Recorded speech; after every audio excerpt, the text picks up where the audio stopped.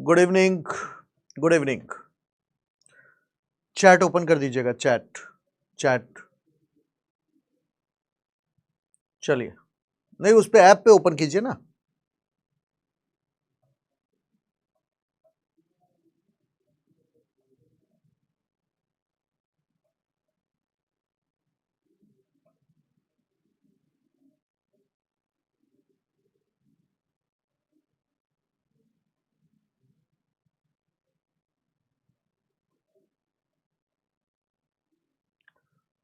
तो last lecture में हम लोगों ने डिस्कस किया था about governance and good governance.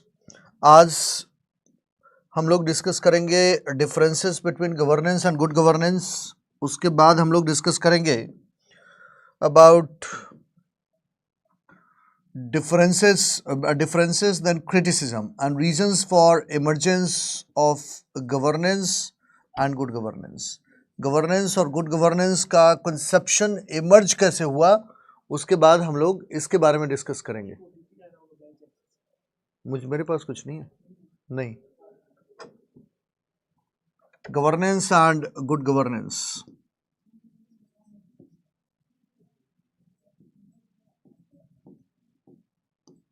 Governance and good governance. तो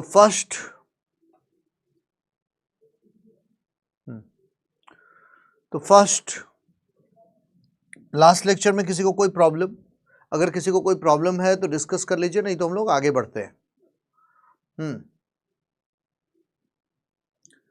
जल्दी। लास्ट लेक्चर में किसी का कोई अगर डाउट हो तो डाउट पूछ लीजिए, और नहीं तो हम लोग आगे बढ़ते हैं। कोई डाउट नहीं, आगे बढ़ा जाए। चलिए, वही रहने दीजिए, छोड़ दीजिए, छोड़ दो, वही रहने दो, वही रहने दो। हाँ, तो लास्ट लेक्चर में, चलिए कोई डाउट नहीं। हाँ, तो अब हम लोग डिस्कस करेंगे differences between governance and good governance. Differences between governance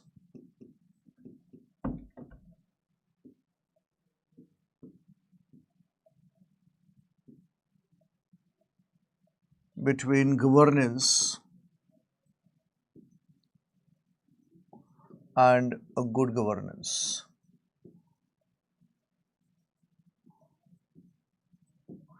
क्या है गवर्नेंस और गुड गवर्नेंस दोनों टर्म के बीच में डिफरेंसेस? कैसे डिफरेंसेस दोनों के बीच में हम क्लियर करेंगे? Because both governance and good governance terms sometimes are being used interchangeably. जैसे लास्ट लेक्चर में मैंने आपको ये बताया था that India has given the slogan of minimum government और maximum governance। तो यहाँ पर भी गवर्नेंस और गुड गवर्नेंस के बीच में हमने कोई डिफरेंशिएशन नहीं किया। हमारे स्लोगन में केवल गवर्नेंस है and we have not mention about good governance. तो ऑब्वियस सी बात है, एक बड़ा लॉजिकल सवाल हम सबके सामने खड़ा होता है। लॉजिकल सवाल हमारे सामने ये खड़ा होता है कि गवर्नेंस और गुड गवर्नेंस के बीच में फंडामेंटल लेवल पर क्या डिफरेंसेस हैं। तो हम लोगों ने लास्ट लेक्चर में एक बात डिस्कस की थी when we were discussing about the differences between these two. One, governance. Governance में हम लोगों ने डिस्कस किया था कि गवर्नेंस, पहला difference, governance can happen in any country. Any country can have governance, not necessarily a democracy. A democracy can have governance. Even a communist nation like China can have governance. तो governance कहीं भी हो सकता है, किसी भी country में हो सकता है, not necessarily a democracy. Whereas good governance, it is possible. Good governance, it is possible only in a functioning democracy. If a country is not a functioning democracy, then there can be no good governance. So it can happen only in a functioning democracy. Point number one. happen only in a functioning democracy. पहला, first point, governance. The process of governance includes qualitative improvement in the life standards. It does not include. So, अगर कोई programme शुरू किया गया है, so it may or may not impact people qualitatively. So, qualitative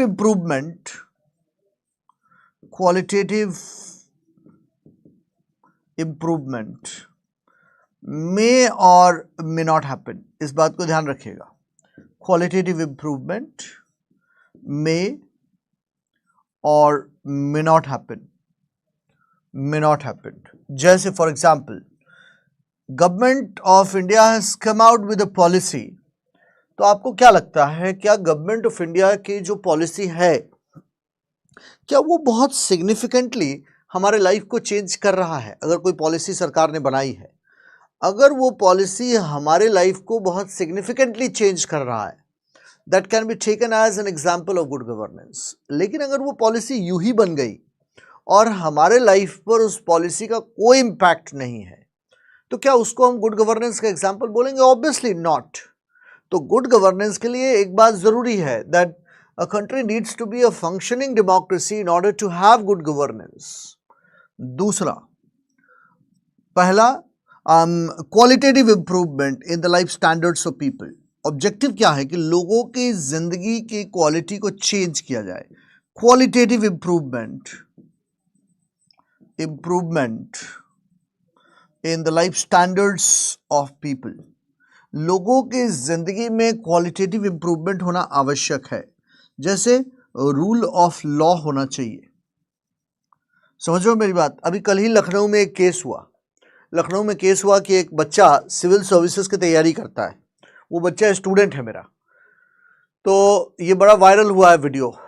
उस बच्चे को police वालों ने पकड़ के पीट दिया, और पीटा ही नहीं पुलिस वालों ने, वो एक ओला वाले को पीट रहे थे, ओला के ड्राइवर को पीट रहे थे पुलिस वाले. तो उस बच्चे ने अप्रोच किया, सिविल सर्विसेज की तैयारी करता है, तो ऑब्वियस सी बात है कि उसको अपने राइट्स के बारे में पता है. उस बच्चे ने पुलिस वाले को अप्रोच किया और कहा क्यों पीट रहे हो. पुलिस वालों ने अब उस बच्चे को पीटना शुरू किया. उसके बाद 2-3 पुलिस के कांस्टेबल थे, उन्होंने कहा कि उस बच्चे को पीटते हुए पुलिस थाने तक ले गए और कहा कि इसके जेब में कुछ ड्रग्स रख देते हैं और इसको ड्रग्स के केस में फंसा देंगे. उसके बाद जब पुलिस थाने में वो बच्चा पहुंचा तो उसने अपने एक आईपीएस फ्रेंड को कॉल किया, और उसके बाद जिन पुलिस वालों ने 2 पुलिस वालों ने उसको पीटा था, उन पुलिस वालों का सस्पेंशन हुआ. तो रूल ऑफ लॉ का पर्पस क्या होता है? रूल ऑफ लॉ का मतलब होता है एब्सोल्यूट सुप्रीमेसी ऑफ लॉ.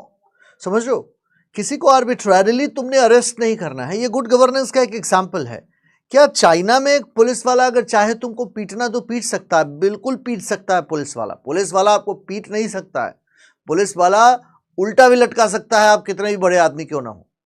लेकिन हिंदुस्तान, अकेले किसी को पीटना इज अ डिफरेंट थिंग, लेकिन हिंदुस्तान में किसी को आर्बिट्ररीली अरेस्ट नहीं कर पाओगे तुम. उन दोनों पुलिस वालों को सस्पेंड कर दिया गया. जब इनफैक्ट जब वो थाने में पहुंचा था, उसी समय थानेदार ने कहा कि सर इन लोगों से गलती हो गई है, और थानेदार ने कहा कि ये बहुत प्रेशर में ये लोग रहते हैं, इस वजह से इन लोगों के साथ गलती हो गई है. वो तो बात आगे बढ़ी, उसके बाद उस पुलिस वाले को सस्पेंड किया गया जो 2 पुलिस वालों ने उसके ऊपर हाथ उठाया था. यही रूल ऑफ लॉ है. लेकिन क्या ये उस कंट्री में होना पॉसिबल है जहां गुड गवर्नेंस ना हो, जो फंक्शनिंग डेमोक्रेसी ना हो?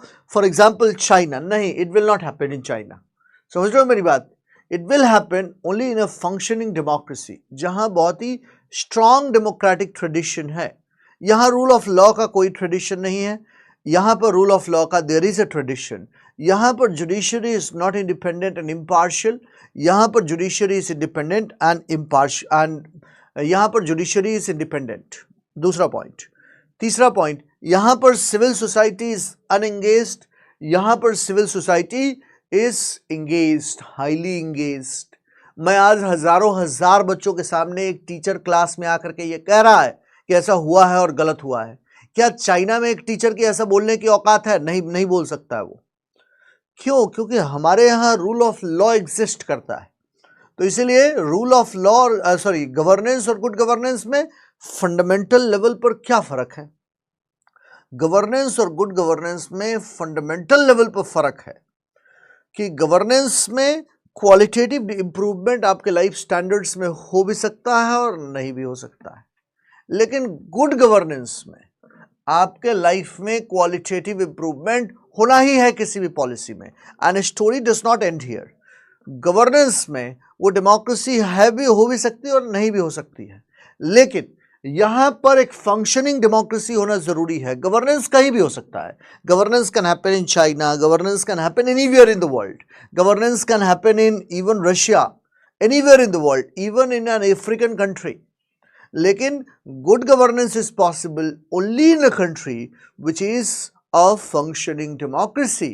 If it is not a democracy then good governance will not happen here. इस बात को ध्यान में रखिएगा। सारे बच्चों को ये पॉइंट क्लियर है? आई होप सारे बच्चों को ये पॉइंट क्लियर हो गया होगा। हाँ, जल्दी बताइए।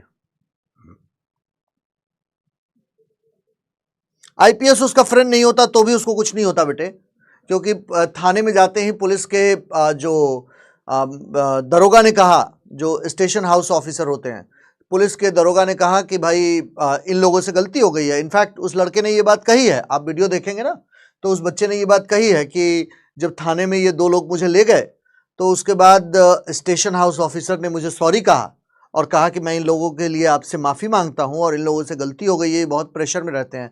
तो हिंदुस्तान में कुछ नहीं होता। समझ रहे हो मेरी बात? चलिए, अब बात यहां पर आता है। यहां कुछ बच्चों को यही कंफ्यूजन है कि सर ये तो फर्स्ट लेक्चर है ना। रे बाप रे बाप, भाई सचिन तुम्हारा नाम इतना प्यारा है। नहीं, ये बात साक्षी ने बोली है बेटे, ये दूसरा लेक्चर है, it is not a first lecture, ये दूसरा लेक्चर है। समझ रहे हो मेरी बात? चलो, यही क्वेश्चन बच्चे पूछ रहे हैं कि पहला लेक्चर है दूसरा लेक्चर है। थोड़ा दिमाग अलर्ट रखा करो, अलर्ट। और मान लिया दिमाग जिसका अलर्ट ना हो तो कुछ नहीं करने की जरूरत है बेटे, ब्लैक कॉफी पियो, ब्लैक कॉफी। समझ रहे हो मेरी बात? जैसे मैं ब्लैक कॉफी पीता हूं क्लास के बीच में। ब्लैक कॉफी इसलिए पीता हूं कि कैफीन की वजह से मेरा ब्रेन एक्टिव रहता है और मैं काम की बातों पर कंसंट्रेट कर पाता हूं। तो इसलिए ब्लैक कॉफी पिया करो और दिमाग को कंसंट्रेट करने की कोशिश करो चीजों पर जो पढ़ाया जा रहा है। अननेसेसरली दिमाग इधर उधर करने की आवश्यकता नहीं है। चलिए, हाँ, अब reasons for the emergence of good governance क्या है? Reasons for the emergence of good governance, चलिए, reasons for the emergence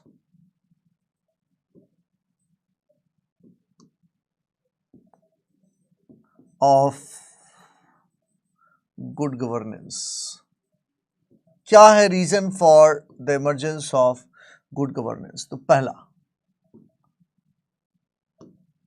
one, condition number one, 3 reports of World Bank. Obviously कौन कौन सा रीजन था for the emergence of good governance? 3 reports of World Bank. And what were those 3 reports of World bank? Those 3 reports of World Bank were 3 reports of World Bank. पहला, first, पहला reason, 1989 from crisis to sustainable development. From crisis to sustainable development, जिसमें World Bank for the first time emphasised upon the concept of governance. इसके बारे में हम लोगों ने last lecture में डिस्कस किया था। दूसरा, second one is world banks report that was published in 1992, governance and development. In this report world bank defined what is meant by governance, जिसमें वर्ल्ड बैंक ने कहा the way authorities exercised for the maintenance of, for the management of countries' social and economic resources. And then third report of World Bank. Third report, that is the state in changing world. The state in changing world. In this report, World Bank has talked about aspects of good governance. Aspects of good governance like one, rule of law होना चाहिए. There must be independent and impartial judiciary. There must be independent and impartial judiciary. Governance and development. Here the term governance was defined for the first time. Here the term governance was defined for the first time. And here the term governance was emphasized. Governance was emphasized for the first time. ध्यान रखना, जैसे board पर लिख रहा हूं paper में भी वैसे ही लिखना है. Emphasized for the first time. Paper में फ्लो चार्ट डायग्राम्स के थ्रू पेपर में चीजों को बताने की कोशिश किया करो. एकदम लकीर के फकीर के अंदाज में नहीं. पेपर में तुम्हारे प्रेजेंटेशन का रोल बहुत बढ़ गया है. So you need to present your ideas in a manner which not only other can understand, but it must also look attractive to examiner. समझ रहे हो? चीजें अच्छी दिखनी चाहिए. When you write answers, अच्छा दिखना चाहिए. आईज को अपीलिंग दिखना चाहिए. अच्छा मतलब सामने वाले को ना तुम्हारी बातें केवल समझ में आए, सामने वाले को आपकी बातें अच्छी लगनी चाहिए, सामने वाले को अपीलिंग लगना चाहिए. समझ रहे हो मेरी बात? क्यों? 21st सेंचुरी है ना, जो दिखता है वो बिकता है. सिंपल सा रूल है. यही होता है ना 21वीं सदी में, जो दिखता है वो बिकता है. अब इसलिए अपनी चीजों को, जैसे मैं बोर्ड पर फ्लो चार्ट्स और डायग्राम्स बनाता रहता हूं ना, पेपर में उसी तरीके से लिखना है. पूरा सेंटेंस लिखने की जरूरत नहीं होती है. और अगर आप कॉपीज देखोगे, हाँ बिल्कुल बिल्कुल बेटे, बिल्कुल नितिन, कॉपी में भी आपको टॉपर के इसी टाइप से लिखेगा. यही स्टाइल है लिखने का. जो नया चीज ट्रेंड में है उसको हमेशा पकड़ो. Trend is the ultimate king. तुमको ट्रेंड के बारे में पता होना चाहिए. सारे बच्चे अगर ये कर रहे हैं तो बेटा तुमको करना पड़ेगा. बात क्लियर? तुम बोलोगे मैं नहीं करूंगा, नहीं. एग्जामिनेशन पास करना है ना तुमको. तुम यहां कोई नॉलेजेबल आदमी बनने नहीं आए हो. The purpose is not to become an academician. The purpose is to clear the exam. तो एग्जाम क्लियर करने का अगर तुम्हारा पर्पस है तो वो बहुत ही प्रैक्टिकल पर्पस होना चाहिए. यूटिलिटेरियन पर्पस है यहाँ नॉलेज का. यहाँ नॉलेज का पर्पस, नॉलेज के लिए तुम नहीं पढ़ रहे हो. जैसे कि पीएचडी स्कॉलर है, वो नॉलेज के लिए पढ़ता है और नौकरी के लिए नहीं पढ़ता है. यहां पर तुम नॉलेज के लिए नहीं पढ़ रहे हो, एग्जाम पास करने के लिए पढ़ रहे हो. So that is the way out. समझ रहे हो? जो तुम्हारा कॉम्पिटिटर कर रहा है, जो तुम्हारे बगल वाला बच्चा कर रहा है, तुमको उससे बेहतर करना है. खैर, so that is the first reason of good governance. Now second reason of good governance, reason number 2. Second reason of good governance is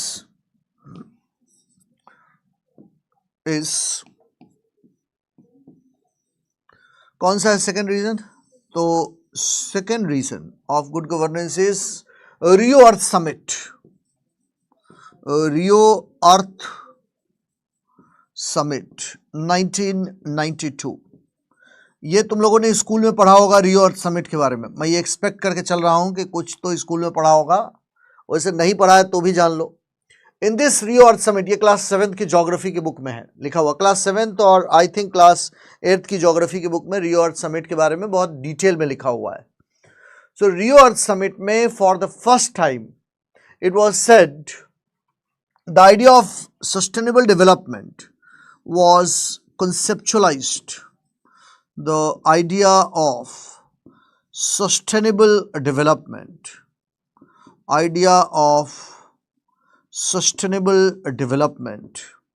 was conceptualized for the first time. क्या है the idea of sustainable development? The idea of sustainable development says it broadly takes into account two things. Sustainable development का idea, it takes into account two things. One, first, the needs of present generation, needs of present generation, and two, needs of future generation. Second, needs of future generation. So while ensuring development, you should not only take into account the needs of present generation, but you also need to take into account the needs of posterity. समझ रहे हो मेरी बात? When you are trying to ensure development, you should not only be trying to ensure development for present generation, you also need to account the development of future generation or your posterity. क्यों? क्योंकि तुम resources का utilization इस तरीके से करो so that growth can be sustained. So here comes Gandhi's epochal statement when he says, there is enough in this world for everyone's need, but not enough for anyone's greed. क्यों कहा गांधी ने there is enough in this world for everyone's need, but not enough for anyone's greed? Gandhi ने कहा कि इस दुनिया में इतना है कि हम सबकी ज़रूरतें पूरी हो सकती है, लेकिन इस दुनिया में इतना नहीं है कि हम में से किसी एक इंसान के ग्रीड को पूरा कर सके. समझ लो, अगर तुम लालच है तुम्हारे अंदर कि सारी दुनिया मेरी हो जाए, तो उसका कोई लिमिटेशन तो है नहीं. अब दुनिया तुम्हारी हो जाए, उसके बाद दुनिया के बाहर भी किसी दूसरे प्लैनेट को तुम कैप्चर करने की कोशिश करोगे. So you will try to have everything, you will try to own everything. That is why Gandhi said that there is enough in this world for everyone's need. तुम्हारे ज़रूरत की सारी चीज़ें धरती पर है, but there is not enough for anyone's greed. तुम्हारे greed की सारी चीज़ें धरती पर नहीं है.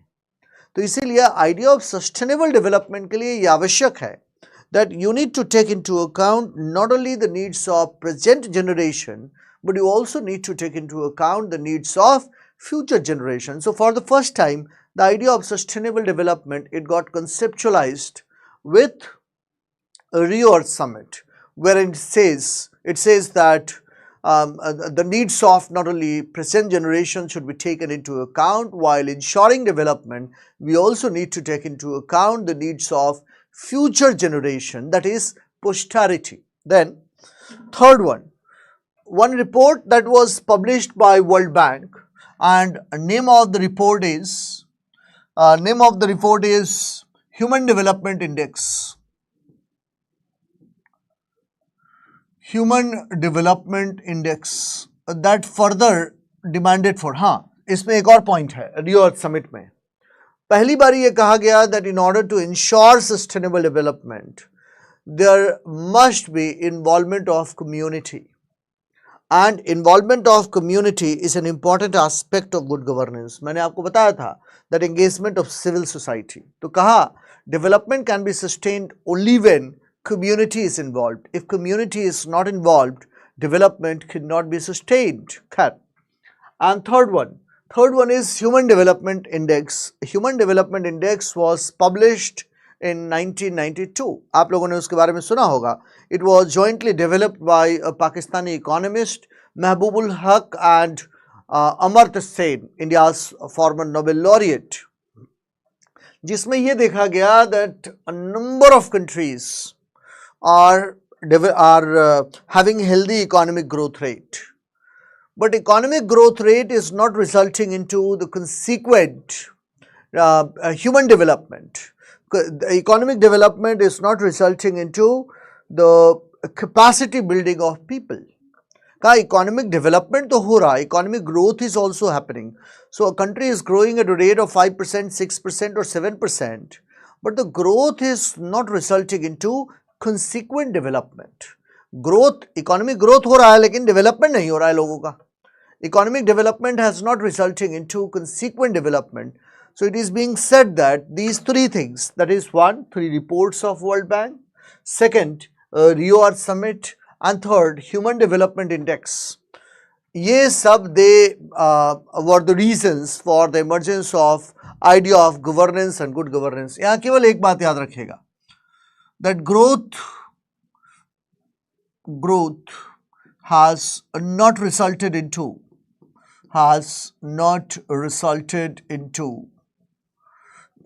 consequent into consequent economic development.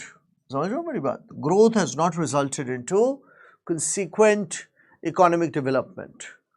So these are the three broad reasons for the emergence of the idea of governance and good governance. सारे बच्चों को ये point clear है? जल्दी बताओ, जल्दी.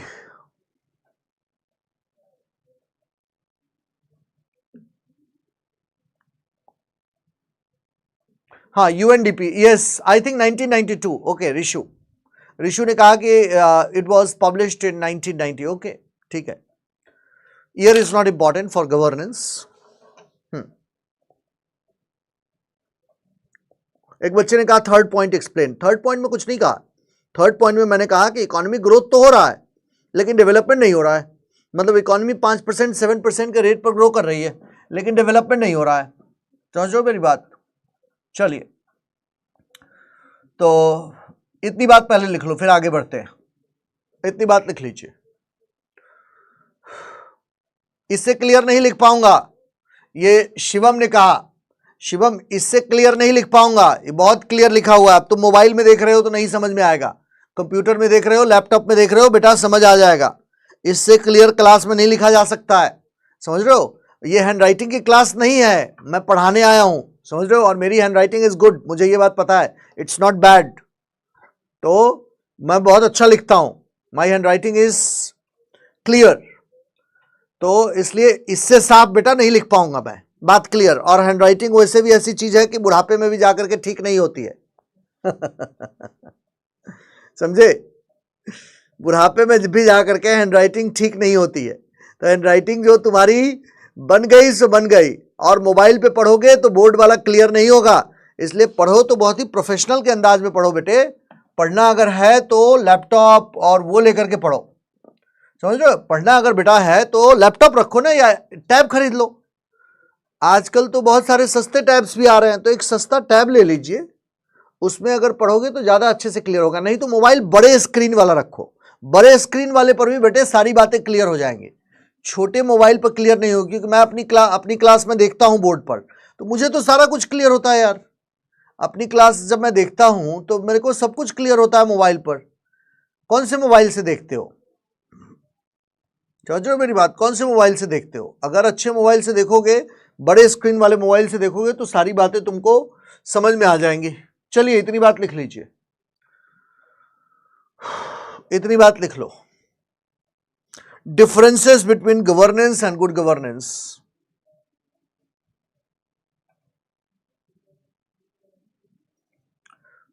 Differences between governance and good governance.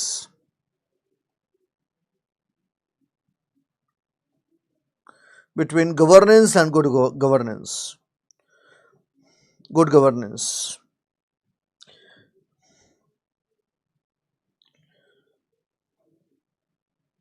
Governance is generally defined. Governance is generally defined. Governance is generally defined as the process of decision making. Governance is generally defined as the process of decision making and decision implementation. As the process of decision making and decision implementation. And decision implementation. The process may or may not be qualitative. The process may or may not be qualitative. May or may not be qualitative, or may or may not be, may or may not be, may not be effective.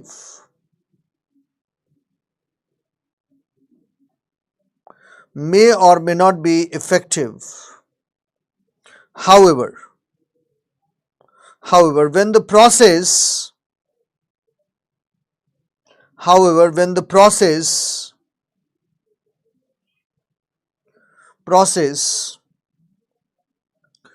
of decision making and decision implementation,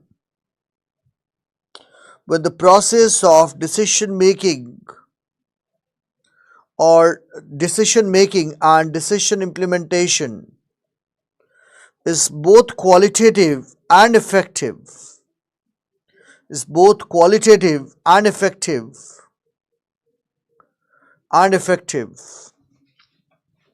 then it can be said that when the process of decision making is both qualitative and effective, then it can be said that then it can be said that there is good governance, then it can be said that there is good governance,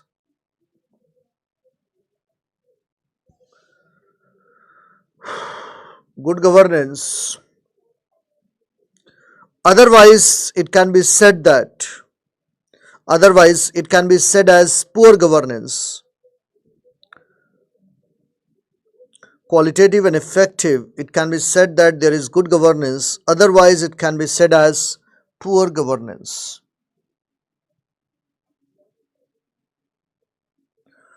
next point पे लिखिए, it is also said that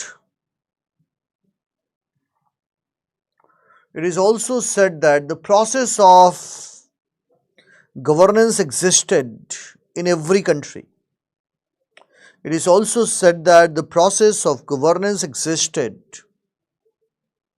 in every country. The process of governance existed in every country. Every country, be it military,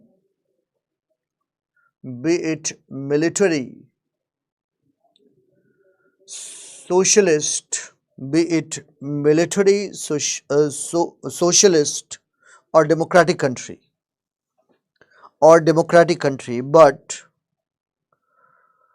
good governance existed. But good governance existed only in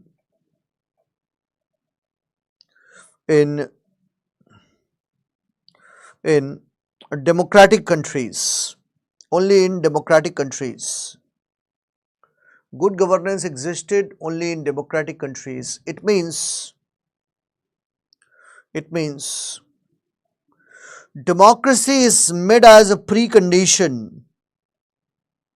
It means democracy is made as a precondition. Democracy is made as a precondition for good governance.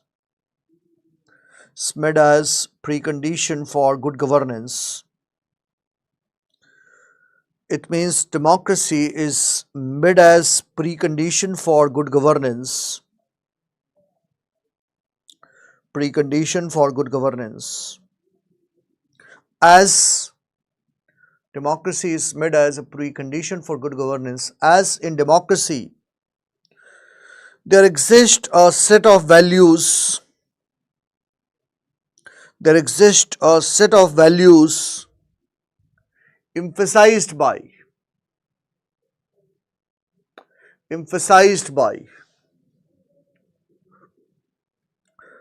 There exists a set of values emphasized by good governance, such as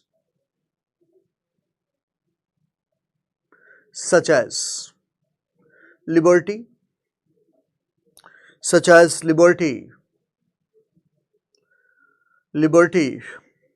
freedom of speech and expression,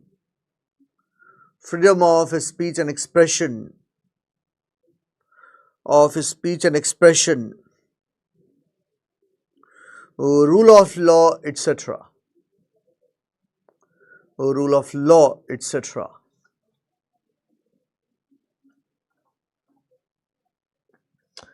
It means China has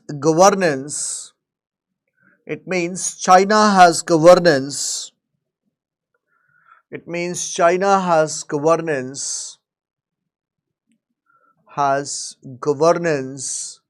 But not good governance. China has governance but not good governance, whereas India has got both governance, whereas India has got both governance and good governance, both governance and good governance, and good governance. Next heading दीजिए, reasons for emergence of good governance. Reasons for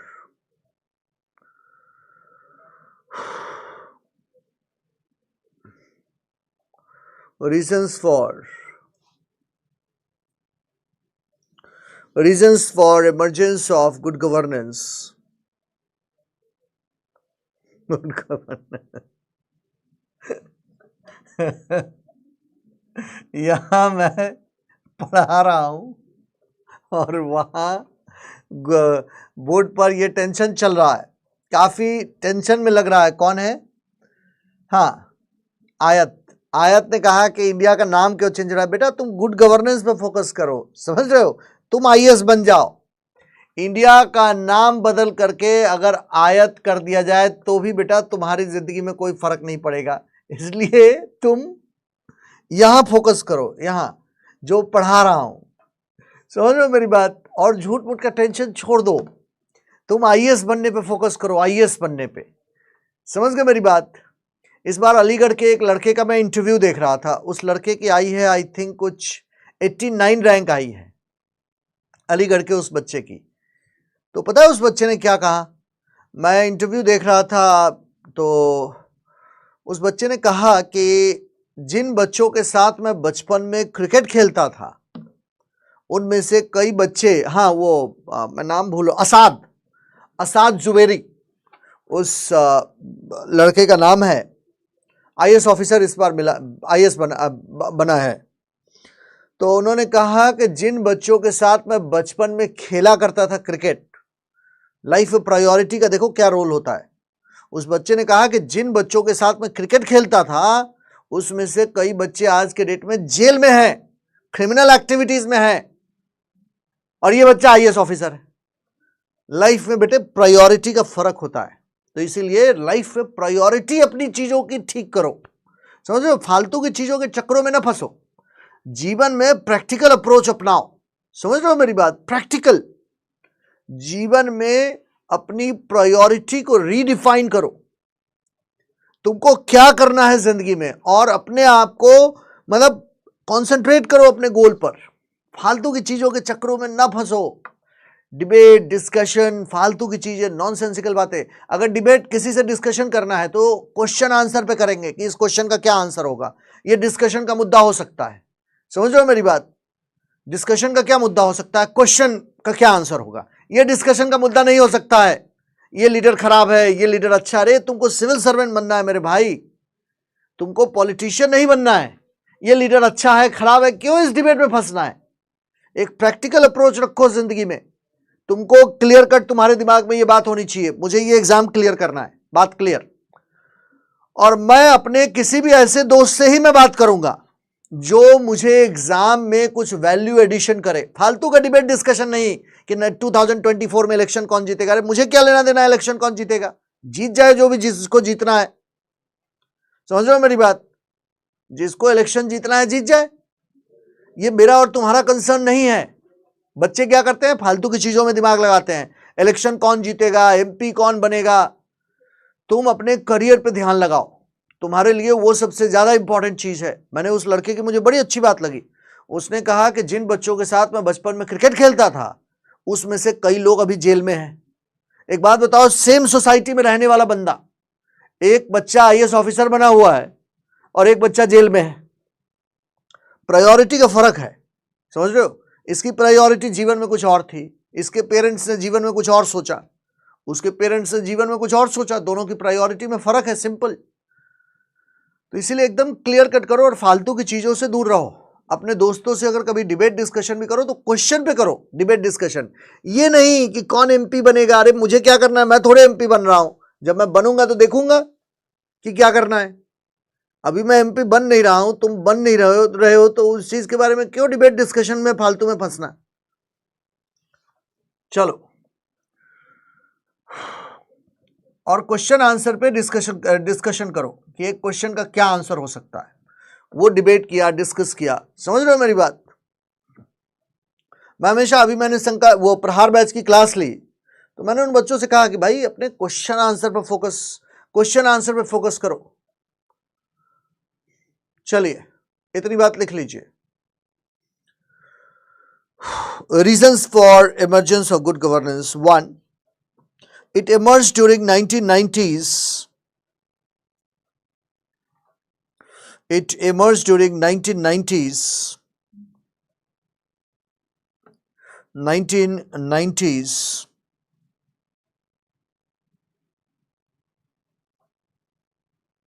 Due to findings by many international institutions.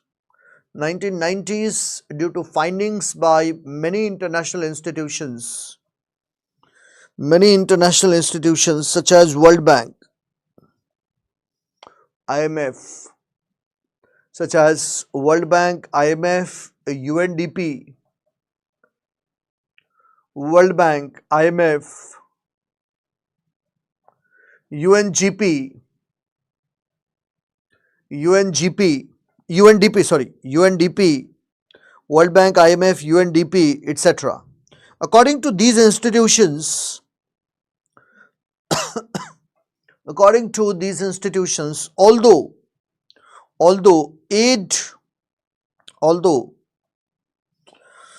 economic aid is given to developing countries,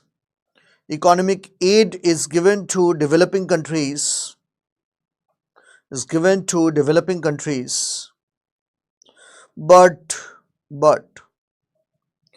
it has not resulted into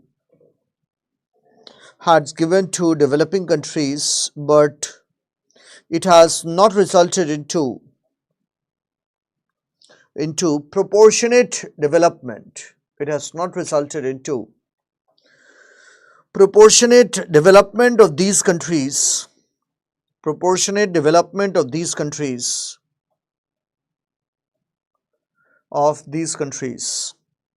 These institutions found that this has not resulted into proportionate development of these countries. These institutions found that in developing countries there was corruption, malpractices,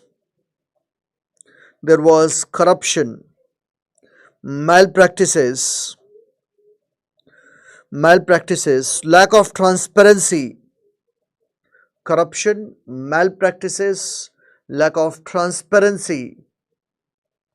lack of transparency, and lack of people's participation,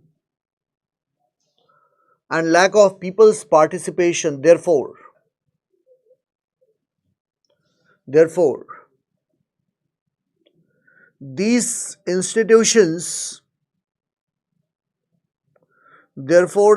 institutions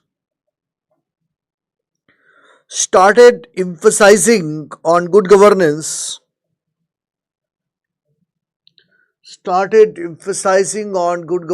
and aid conditionalities.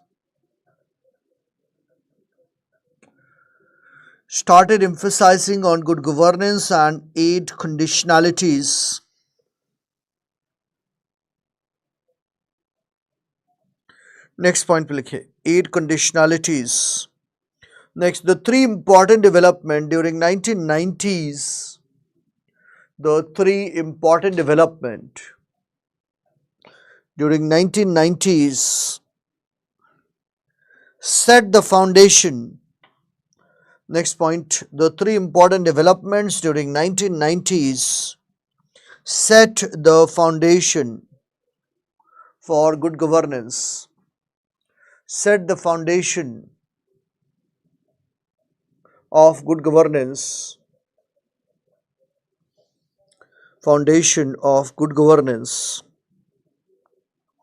As a framework of development, which are which are as follows, of development which are as follows. One, three reports of World Bank, ये तीनों board पर लिखा हुआ है. Three reports of World Bank, namely one,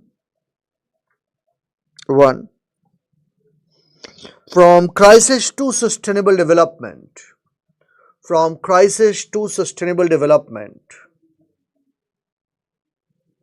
1989, from crisis to sustainable development, 1989, dash देकर लिखिए, in this report the term governance was emphasized.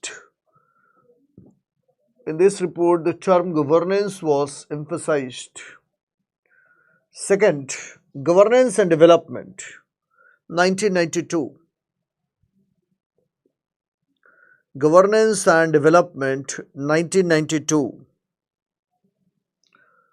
In this report, the term governance was defined.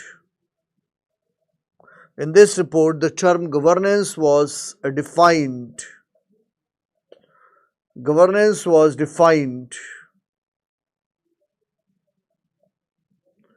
Three.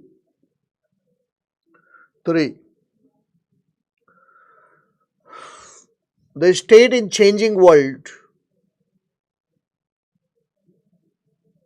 The state in changing world, 1997. The state in changing world, 1997. 1997. In this report, the World Bank talked about. In this report, the World Bank talked about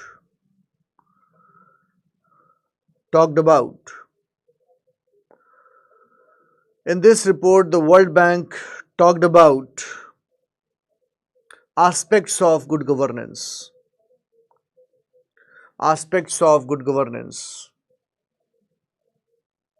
next, आज भर लिख लो, कल से notes मिल जाएगा, ठीक है, आज भर लिख लो. World Bank talked about aspects of good governance.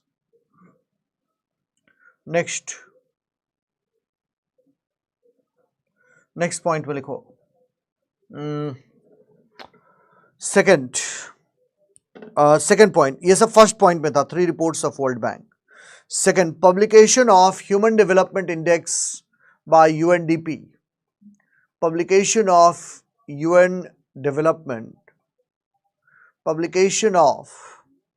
Human Development Index by UNDP.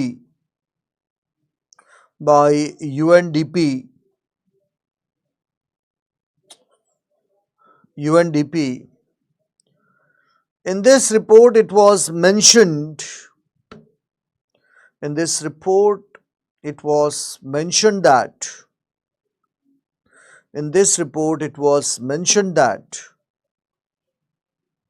That many countries have failed badly.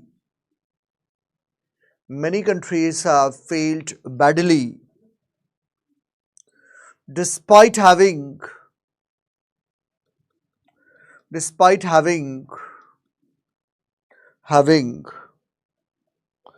healthy economic growth rate,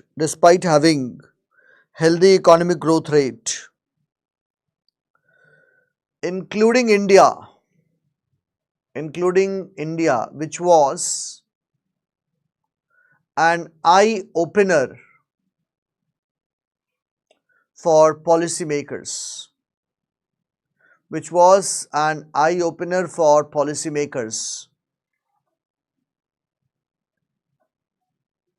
Next, Rio Earth Summit 1992. Rio Earth Summit 1992. During this summit, the idea of sustainable development During this summit, the idea of sustainable development,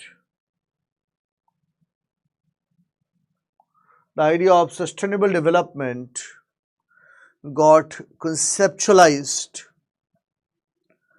The idea of sustainable development got conceptualized for the first time.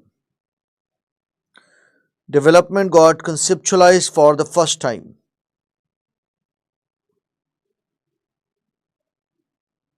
Dash देकर लिखो.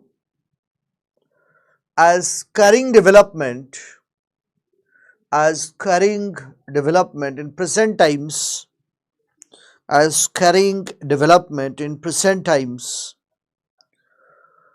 without harming,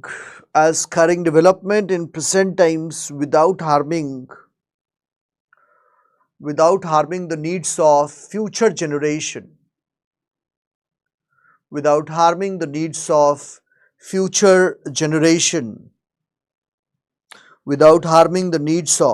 as carrying development in present times without harming the needs of future generation. At this summit, it was said that there can be no sustainable development without good governance.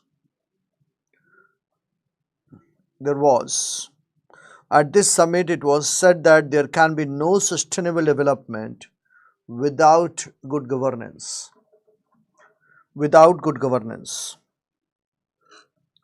Next separate point पे लिखो. Because of above reasons,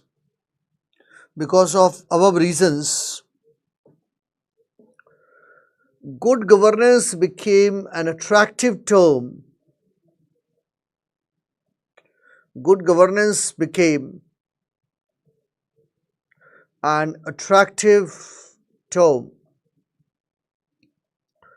For policymakers. Good governance became an attractive term for policymakers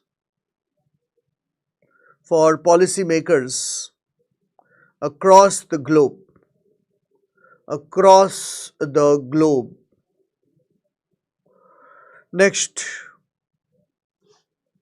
Next point. ये कुछ लोगों को ऐसा मुझे लगता है कि वो रहते हैं और उनको ना वो स्ट्रोक्स आने लगता है, इंटरनल स्ट्रोक. अरे मेरे भाई बोल दिया कि कल से समझा दूंगा और मेजर पॉइंट लिखवा दूंगा. बोर्ड पर लिखना जरूरी है क्या? मतलब ये किस क्लास में, क्लास 6 में हो क्या? ये सब तो छोटे बच्चे करते हैं. ये छोटे बच्चे तुम नोटिस करोगे कि वो जाएंगे खिलौने की दुकान पर और उसके बाद हंगामा मचाना शुरू करेंगे कि ये खिलौना दे दो, और अगर नहीं दोगे ये खिलौना तो मतलब वो वहीं पे लोटना शुरू कर देगा, रोना शुरू कर देगा. अरे यार थोड़ा मैच्योर टाइप का बिहेवियर करो. वहां देख रहा हूं कि वो खुशी ने लिखा कुछ, तो नीचे एक लड़के ने लिखा आई अग्री विद खुशी. मतलब who the hell are you भाई? तुमसे कौन पूछ रहा है? समझ रहे हो? I agree, I second your thought. यहां बेटा वोटिंग नहीं हो रही है. इस क्लास में सुपर हीरो केवल मैं हूं. समझ रहे हो मेरी बात? मेरी बात सुनो, और सुनना पड़ेगा तुमको, क्योंकि काम की बातें पढ़ा रहा हूं और एग्जाम पॉइंट ऑफ व्यू से पढ़ा रहा हूं. यहां फालतू की बातें नहीं पढ़ाता हूं मैं. तो इसलिए मेरी बातें सुनो जो मैं तुमको समझा करके बोल रहा हूं. तो who the hell are you? मुझे ये नहीं समझ में आ रहा है कि किसने पूछा है तुमसे व्यू पॉइंट की क्या करना है क्या नहीं करना है. ये किसी ने पूछा है? अपने मन से मैं यही क्लासरूम में बैठ करके और सजेशन देना शुरू कर दूं कि इंडिया के फाइनेंस मिनिस्टर को क्या करना चाहिए, इंडिया के फॉरेन मिनिस्टर को क्या करना चाहिए. तो फॉरेन मिनिस्टर तो मुझे जानते भी नहीं है. मेरे बोलने से क्या ही फर्क पड़ जाएगा फाइनेंस मिनिस्टर और फॉरेन मिनिस्टर के सेहत पे? समझ रहे हो? ये उसी तरीके से है. अरे यार पढ़ाई लिखाई पे ध्यान दो.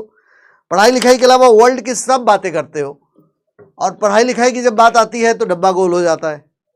पढ़ाई लिखाई पे बेटे फोकस करो. समझ रहे हो? अब आप छोटे बच्चे थोड़ी हो. एक ही बात बार बार टीचर बोले एक ही क्लास में 4 बारी, कि नहीं नहीं, कल से आप बोल रहे हैं आप इतने महान इंसान हैं, कल से तो मैं नहीं लिखवाऊंगा इतने महान इंसान की महानता को देखते हुए। समझ रहे हो कि टीचर, मतलब तुम इतनी बार बोलोगे तो उससे क्या होगा कि तुम्हारी महानता को देखते हुए टीचर कहेगा कि जी सर आप एकदम सही कह रहे हैं, अब मैं एक शेड्यूल बना के दे दीजिए कि कैसे पढ़ाना है। अरे काम की बातें पढ़ा रहा हूं बेटा, उसमें फोकस करो। समझ रहे हो मेरी बात? मैं वैसे भी फालतू चीज नहीं पढ़ाता हूं, मैं वही पढ़ाता हूं जो एग्जाम में आना है। मैं खुद भी फालतू चीज नहीं जानने की कोशिश करता हूं। मुझे अगर दिख जाता है मैं उसको तुरंत डिस्कार्ड करता हूं, आउट मेरे लाइफ से। उसका कोई रोल नहीं है मेरी जिंदगी में। मैं केवल काम की बात पढ़ता हूं और वही पढ़ाता हूं। तो इसीलिए बेटे एकदम ध्यान से जो पढ़ा रहा हो उस पर फोकस करो यार। नहीं लिखेंगे इसमें इतना टेंशन होने की क्या जरूरत है, टेंशन ले रहे हो। चलिए इधर आइए, इधर देखिए, क्रिटिसिज्म ऑफ गुड गवर्नेंस। क्या है क्रिटिसिज्म गुड गवर्नेंस का? Criticism of good governance, of good governance. पहला क्रिटिसिज्म, क्रिटिसिज्म नंबर 1, एक क्रिटिसिज्म यह है कि ऑल्दो क्रिटिसिज्म नंबर 1 जो गुड गवर्नेंस का एक एक्सप्लेनेशन क्या था? गुड गवर्नेंस का एक एक्सप्लेनेशन था कि आपको डेवलपमेंट के लिए बिलियंस ऑफ डॉलर्स दिए गए हैं, but billions of dollars have not resulted into the consequent economic development. तो गुड गवर्नेंस का क्रिटिसिज्म हम लोग क्रिटिसाइज कैसे करते हैं कि गुड गवर्नेंस में तुम जो हमें पैसा दे रहे हो, तुम जो हमें इकोनॉमिक एड देने की बात कर रहे हो ना, those economic aids are tied with aid conditionalities. Those economic aid is tied with aid conditionalities. Aid conditionalities.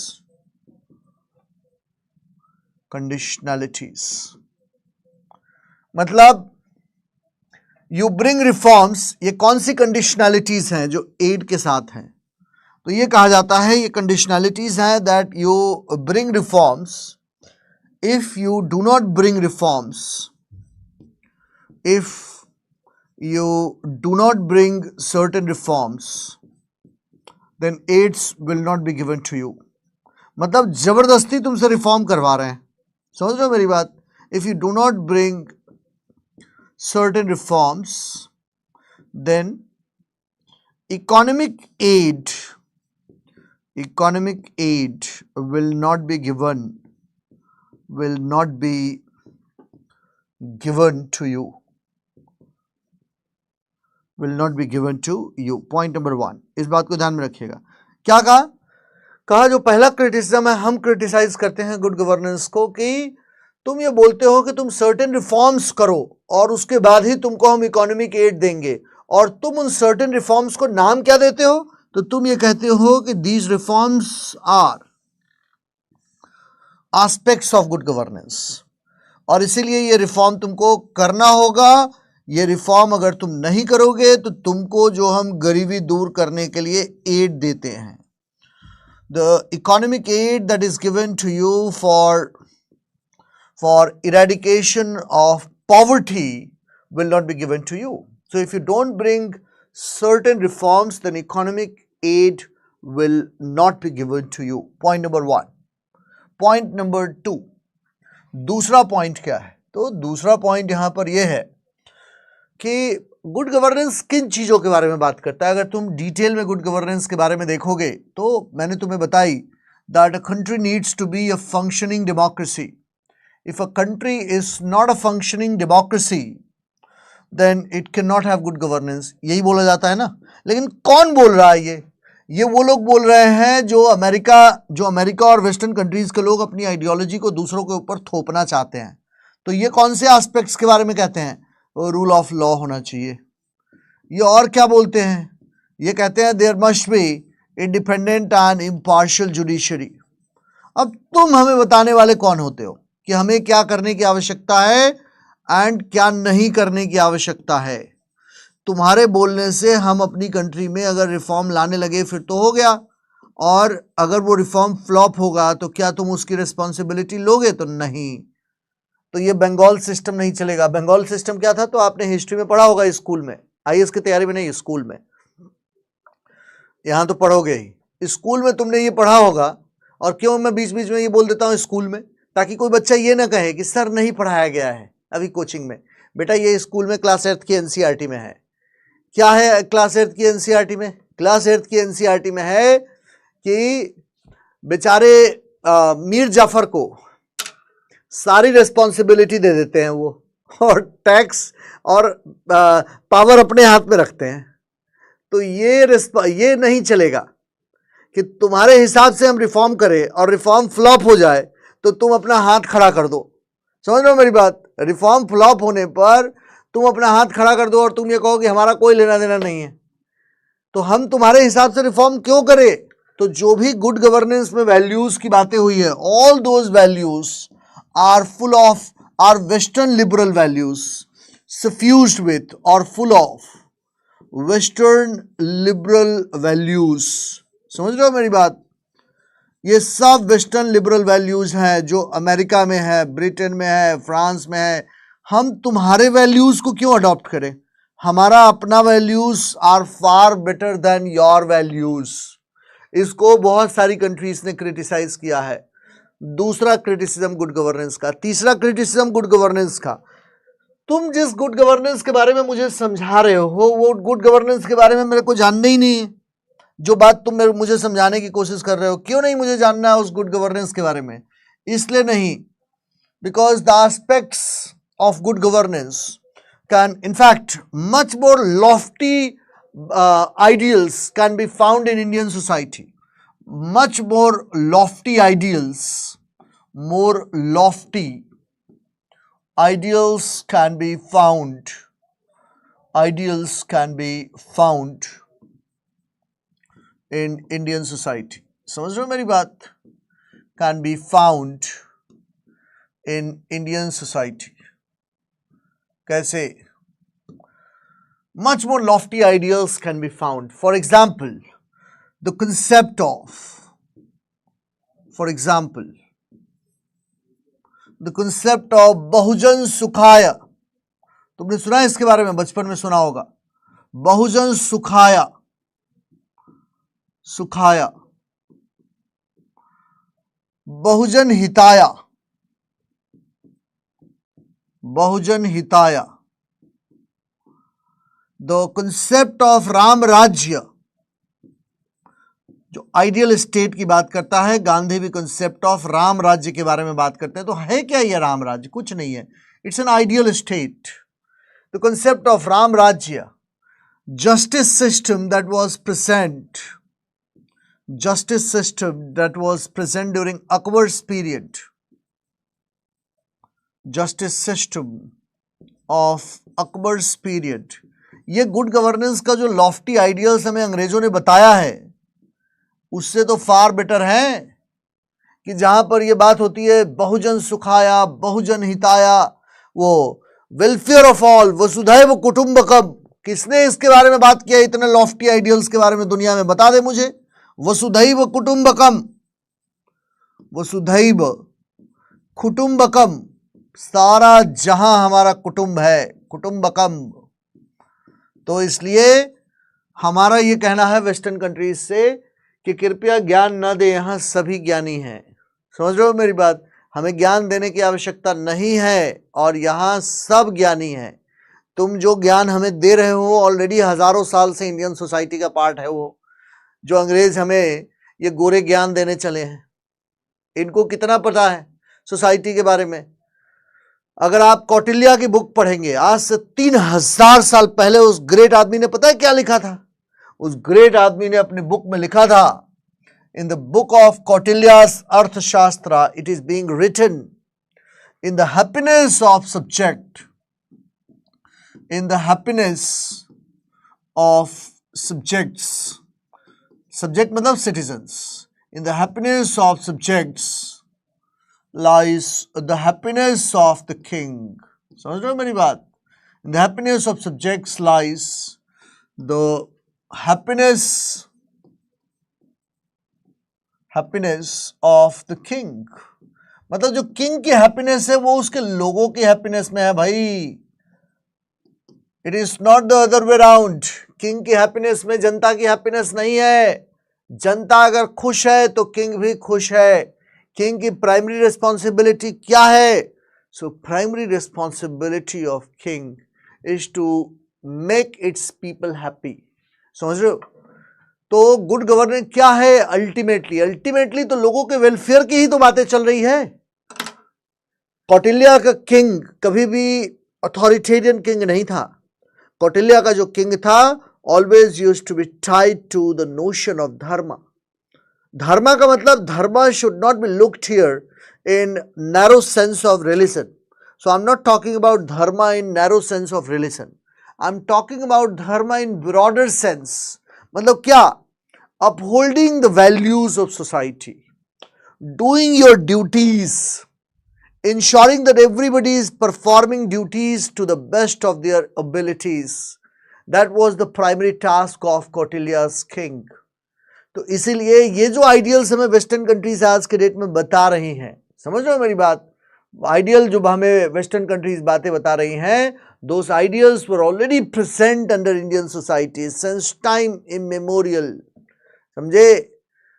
And then the Constitution of India that we adopted after India's independence, वो Constitution, it further provides much more lofty ideals than the ideals provided by idea of good governance. So Constitution of India, it talks about Constitution of India. It talks about one, idea of justice,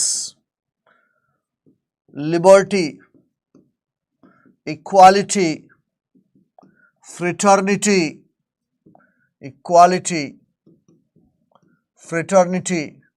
इन सारी चीजों के बारे में हमारा constitution बातें करता है। It talks about freedom of speech and expression. It talks about right to have a dignified life. तो इसीलिए गुड गवर्नेंस की जो बातें करते हैं वेस्टर्न कंट्रीज, उससे मच मोर लॉफ्टी आइडियल्स तो हमारे अपने कॉन्स्टिट्यूशन में है। तो तुम क्या बता रहे हो कि रिफॉर्म नहीं करोगे तो तुमको पैसा नहीं देंगे? कौन से रिफॉर्म की बातें कर रहे हो? क्योंकि जिस रिफॉर्म की तुम बातें कर रहे हो उससे फार बेटर रिफॉर्म हमारे यहाँ ऑलरेडी हो चुके हैं। अब ये उसी तरीके से है कि मैं जो बोल रहा हूं वो सही है। अरे मैं कैसे मान लूं भाई जो तुम बोल रहे हो वो सही है? समझ रहे हो मेरी बात? मैं भी तो ये बोल सकता हूं कि जो मैं बोल रहा हूं वो सही है। समझो मेरी बात, मैं क्या बोलने की कोशिश कर रहा हूं। तुम मेरे से ये कह रहे हो कि तुम रिफॉर्म लाओ। अगर तुम अपनी कंट्री में इकोनॉमिक रिफॉर्म्स नहीं लाते हो या कोई भी तुम रिफॉर्म नहीं लाते हो अपनी कंट्री में, तो तुम्हें मैं इकोनॉमिक एड नहीं दूंगा। लेकिन तुम जो बोल रहे हो रिफॉर्म लाने के लिए, जो तुम्हारे हिसाब से सही है वो मेरे हिसाब से सही नहीं है। उससे far more loftier ideals are already present in India's economy, India's polity, India's society. And then it is also being said that reform that is being imposed from outside.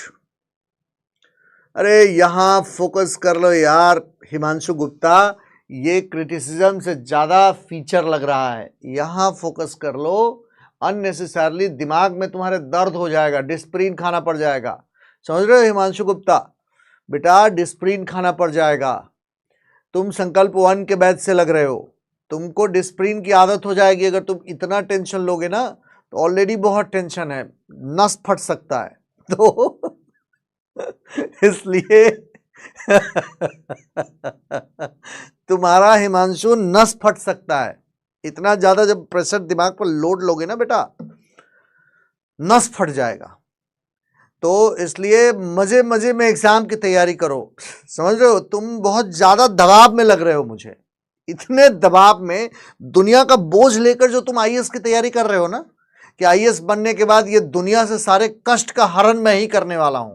मुझे लग रहा है कि तुम ऐसा सोच रहे हो क्या हिमांशु, कि आईएएस बनते ही इस धरती के सारे कष्ट का निवारण मैं कर दूंगा, क्लाइमेट चेंज भी खत्म हो जाएगा, सारा जहर मैं ही पी जाऊंगा। मुझे लग रहा है कि हिमांशु तुम इस मोड में चल रहे हो अभी। बेटे यहाँ ब्लड प्रेशर हाई ना करो तुम अपना, तुम ब्लड प्रेशर कम रखो, कम रख के स्टेबल ब्लड प्रेशर से ना सिविल सर्विसेज की अच्छी तैयारी होगी। फीचर ज्यादा लग रहा है, अरे कहाँ इतना दिमाग लगा रहे हो तुम भाई इतने टेंशन में तुम तो यार पूरे वर्ल्ड को टेंशन में ला दोगे। हिमांशु को ऐसा लग रहा है कि आईएएस बनने के साथ ही ये क्लाइमेट चेंज से भी बचा लेगा इस देश, इस दुनिया को। ये जो दुनिया में अभी क्लाइमेट चेंज चल रहा है, ग्लेशियर का जो आइस मेल्ट हो रहा है, बाल्टी लेकर के ये पानी रोक लेगा मुझे लग रहा है यार तुम यहां फोकस करो, यहाँ पढ़ाते समय कहाँ दिमाग लगाते हो तुम इधर इधर पढ़ो इधर। और चलो अगले टॉपिक पर सारी बातें रिकैप्चुलेट करूंगा मैं चलो अगले टॉपिक पर, अगला टॉपिक। लेकिन एक बात है, अपने क्लास में एंटरटेनमेंट पूरा हो जाता है। अगर तुम इतना हंसते हो ना तो जिंदा बहुत लंबे समय तक रहोगे। अब मैं ये श्योर हो गया हूं कि अब मैं ऑनलाइन ही क्लास लूंगा, क्योंकि मुझे 125 साल तक जिंदा रहना है। समझ रहे हो मेरी बात? मैं इंडिया को सुपर पावर बना के जाऊंगा इस धरती से। पूरा मैंने ये मूड बना लिया है कि 125 साल तक मैं, अब 125 साल तक मैं जिंदा रहूंगा। और ये तभी हो सकता है जब मैं ऑनलाइन क्लास में पढ़ाऊं। उसमें क्या होता है कि मुझे हर क्लास के बाद एक रिजुविनेशन का एहसास होता है। ऐसा लगता है कि लोगों की उम्र बढ़ रही है और मेरी उम्र कम होती जा रही है समय के साथ साथ। चलो अब इसमें ध्यान दो, सारी बातें से। खैर ये सब तो हंसी मजाक की बात हो गई। अब आते हैं टॉपिक पर हम लोग। तो मैंने तुमसे क्या कहा? मैंने कहा क्रिटिसिज्म हम क्रिटिसाइज कर रहे हैं, समझ रहे हो? गुड गवर्नेंस का हमारा क्रिटिसिज्म है, इसलिए ये फीचर नहीं है, हमारा क्रिटिसिज्म है गुड गवर्नेंस का। तो मैंने ये कहा, फिर से दोबारा सारी बातें समझाता हूं। एक और क्रिटिसिज्म जान लो, उसके बाद सारी बातें समझाऊंगा। एक क्रिटिसिज्म गुड गवर्नेंस, अच्छा ये ध्यान रखना, पेपर में इसी तरीके से लिखना है। इसमें क्या है, विजिबिलिटी है, सुंदर लगता है देखने में, तो आपको बहुत मजा आएगा। समझ रहे हो मेरी बात?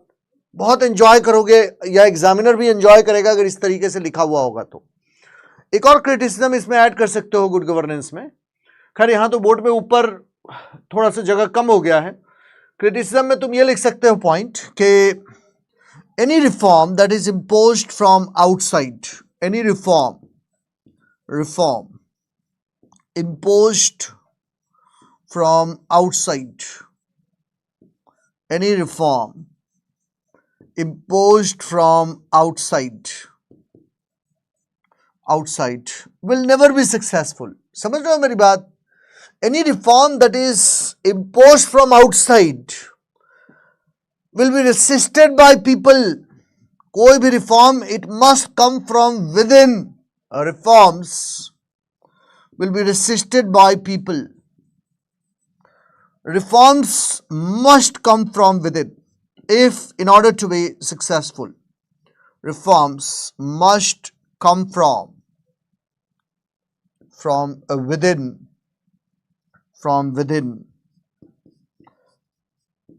in order to be successful.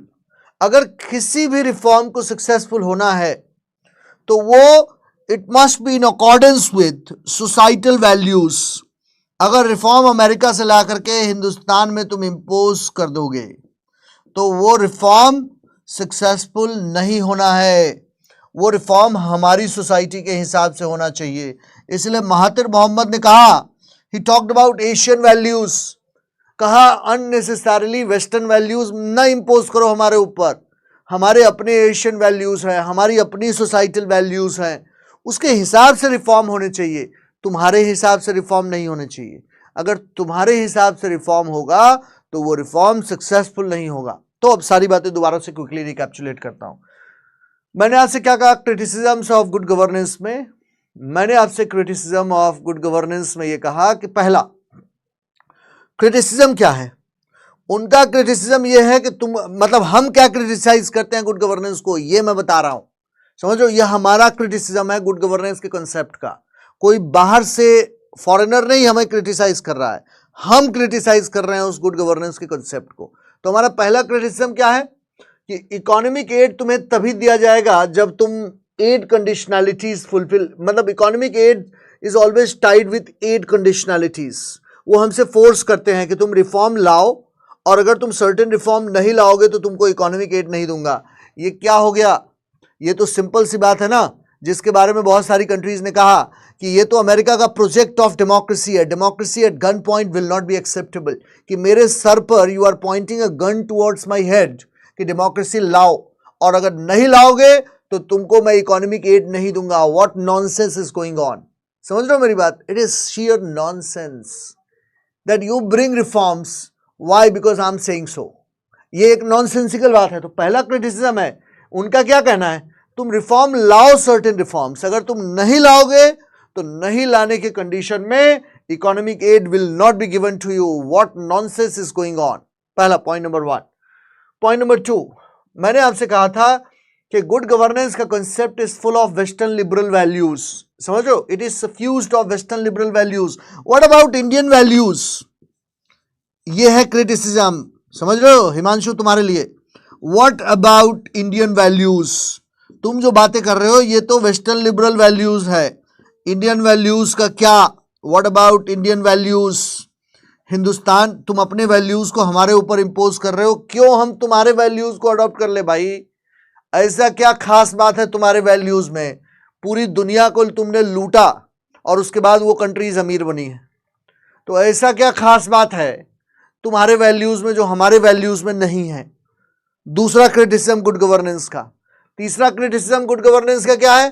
तीसरा क्रिटिसिज्म गुड गवर्नेंस का है कि जिस महान आइडियल्स के बारे में तुम बातें कर रहे हो, much more loftier ideals can be seen in Indian society. For example, the concept of Bahujan Sukhaya, the concept of Bahujan Hitaya, the concept of Vasudhaiva Kutumbakam.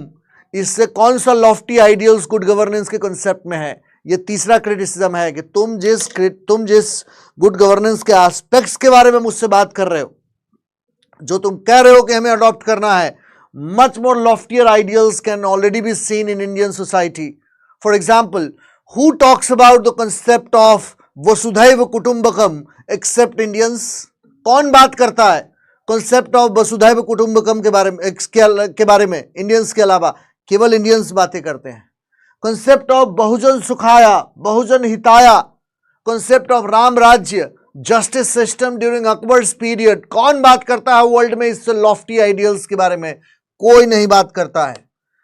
Akbar के रिजीम में जस्टिस का एक स्पेशल तरीका होता था कि किस तरीके से जस्टिस लाई जानी है। प्रॉपर डिबेट्स एंड डिस्कशंस होता था। तो जिस गुड गवर्नेंस के बारे में तुम हमसे बातें कर रहे हो यार, ये तो हजारों हजार साल से इंडियन सोसाइटी का पार्ट है, और तुम हमसे बता रहे हो कि नहीं मेरा आइडियल तुम अडॉप्ट कर लो। तुम्हारे आइडियल में ऐसी क्या खास बात है कि उसको मैं अडॉप्ट कर लूं?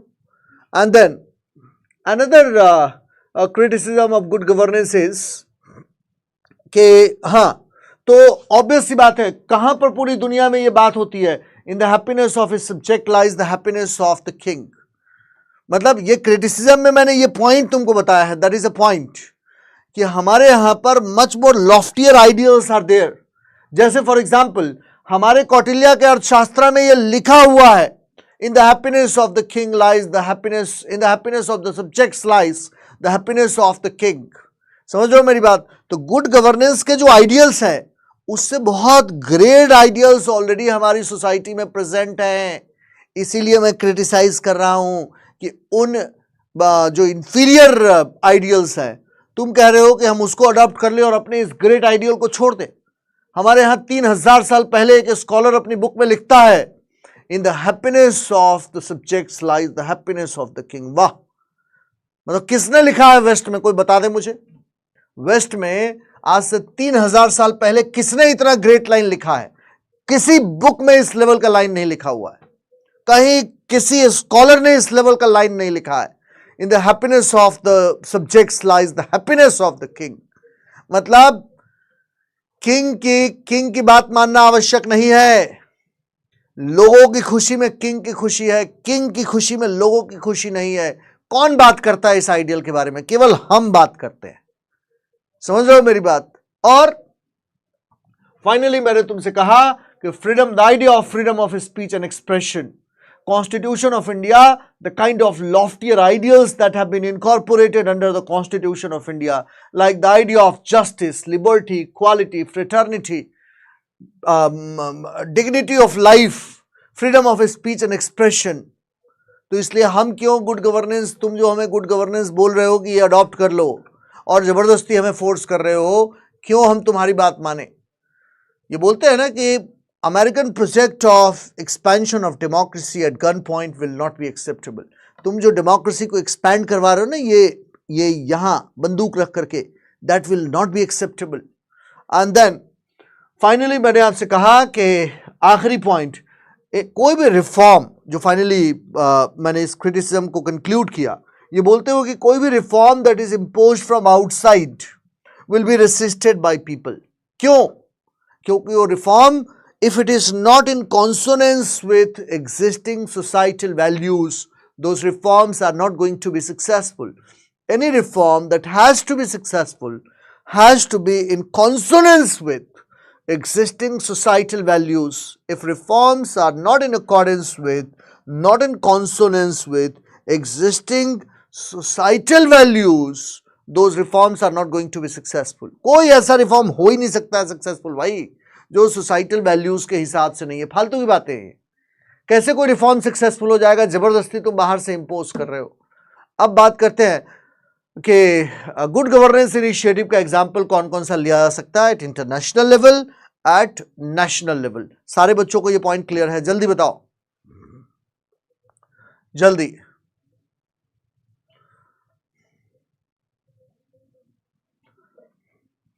कन्हैया ने कहा कि सर वेस्ट का governance in terms of today is better than India. नहीं, मैं ऐसा नहीं मानता हूं. अब आप कहेंगे कि नहीं अमेरिकन्स तो हमसे ज्यादा अच्छे हैं. होंगे अच्छे, मैं मानता हूं कि हम लोग सबसे अच्छे हैं और तुमको भी यही लिखना है पेपर में.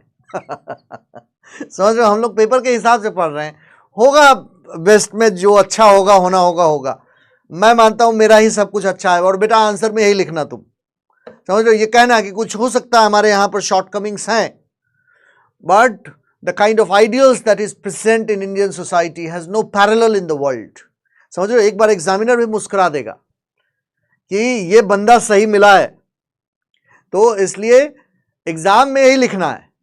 एग्जाम में तुम ये बोलोगे कि वेस्ट में अमेरिका में ये है, ये होगा अमेरिका में, मुझे क्या लेना देना अमेरिका में, मैं कौन सा अमेरिका में हूं. हम जब एग्जाम में लिखेंगे तो हम ये कहेंगे कि there might be a lot of shortcomings in Indian society, but we are still thriving as a nation because the kind of values that has glued people of India has no parallel in the world. For example, the concept of Vasudhaiva Kutumbakam, the idea of cosmopolitanism, the idea of integral humanism, the concept of Ram Rajya. कहाँ है ऐसे ideals? Kautilya's statement, in the happiness of the subject lies the happiness of the king. So there might be shortcomings, लेकिन फिर कौन perfect हुआ है दुनिया में? समझ रहे हो? तो तुम अपने आंसर को जब लिखते हो ना, तो इस तरीके से लिखा करो. सीधे ब्लैक एंड व्हाइट में नहीं बोलना है कि नहीं नहीं ये खराब है ये अच्छा है. हम लोगों का काम जजमेंट देने का नहीं है. हमारा काम बहुत ही प्रैक्टिकल अप्रोच रखना है. As a civil services aspirant तुम्हारा काम है, you need to be very practical in your approach. बहुत प्रैक्टिकल. अननेसेसरली अपने वैल्यूज को, पर्सनल प्रेजुडिसेस को अंदर नहीं लाना है. आंसर जब लिखते हो, so you must glorify India by stating that there are a number of challenges, there are a number of problems, but this fledgling democracy called India must be given benefit of doubt. क्यों? We are a fledgling democracy. We are a nation that has arrived on international scene. We are a nation, it is truly coming of age for India today. तो तुमको हिंदुस्तान के बारे में जिस समय लिखना है ना, तो तुमको ये बताना है कि हमारे अंदर कमियां हो सकती हैं, लेकिन हम अपनी सोसाइटी को जिस तरीके से इंप्रूव कर रहे हैं और हमारे जैसे आइडियल्स हैं जिसने हमारे लोगों को बांध के रखा हुआ है, दैट इज ट्रूली स्पेशल. समझ गए मेरी बात? हाँ, Abhishek is from London. Very nice Abhishek. हाँ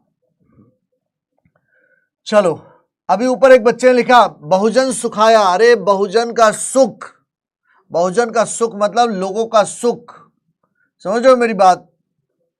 बहुजन हिताया, लोगों का हित मतलब वेलफेयर ऑफ पीपल, और लोगों का सुख मतलब लोगों का लाइफ स्टैंडर्ड्स बेहतर होना चाहिए, बहुजन सुखाया।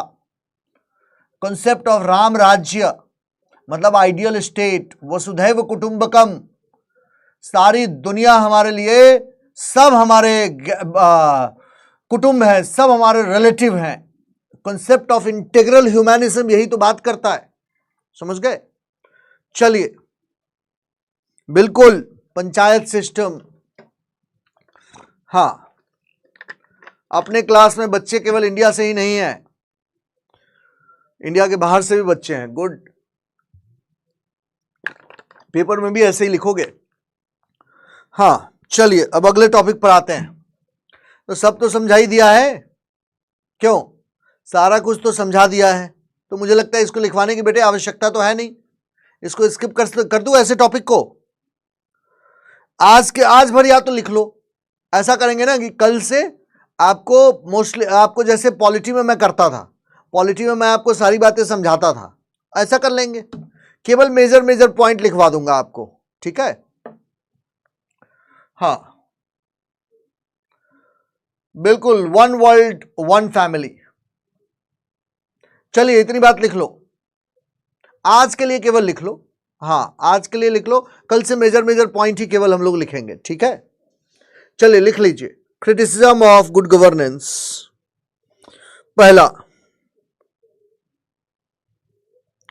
Initially it was emphasized,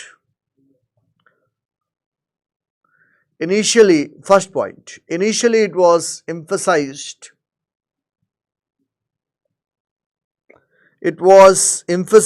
in the context of developing countries. Initially it was emphasized in the context of developing countries.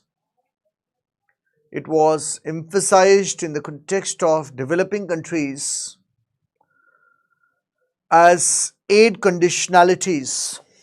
Initially it was emphasized in the context of developing countries as aid conditionalities. As aid conditionalities. So it was used as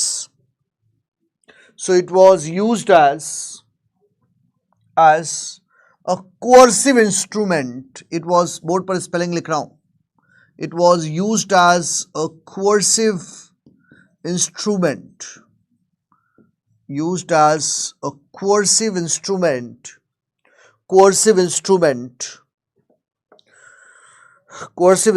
to bring reforms and get aid,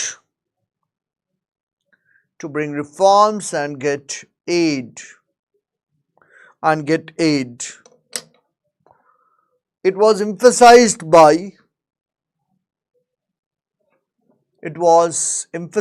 by developed countries. It was emphasized by developed countries that no financial aid can be provided,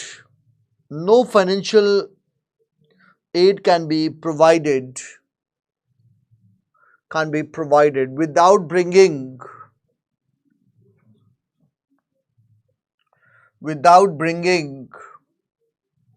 necessary reforms. Second, the concept of good governance,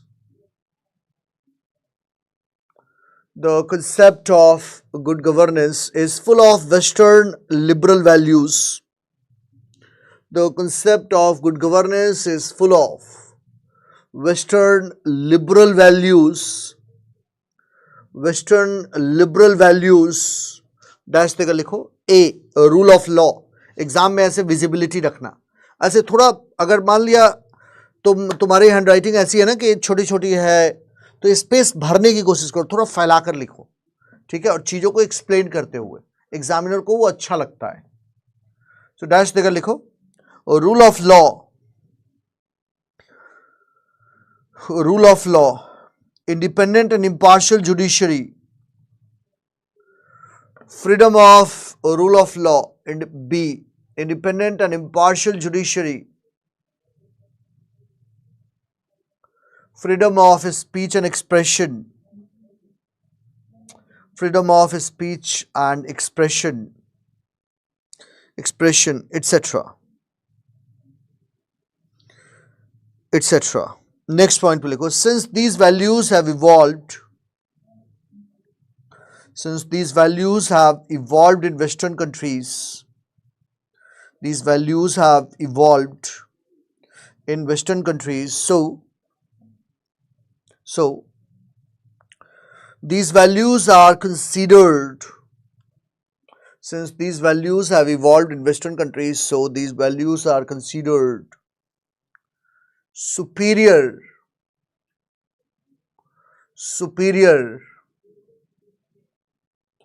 So these values are considered superior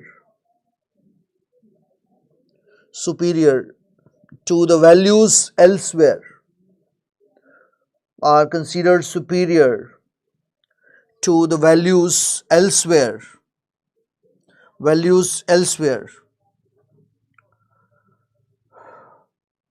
Western countries to values elsewhere. Western countries imposed these values. Western countries impose these values on developing countries.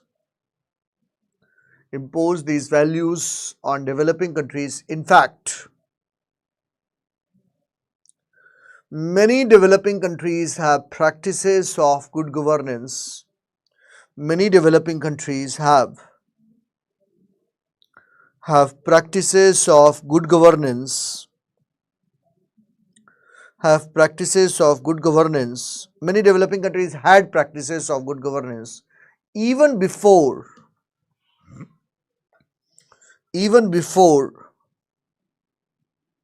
the term good governance, got popularized. Even before the term good governance got popularized, and among them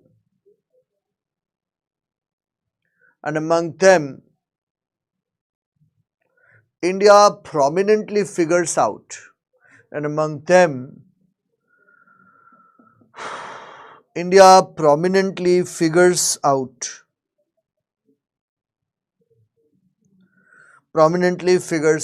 It has a rich cultural heritage.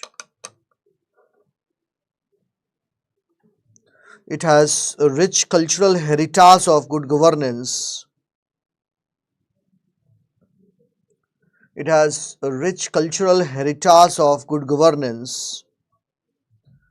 Which are as follows.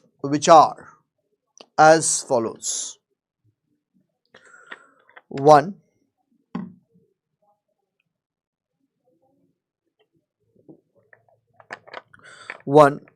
Concept of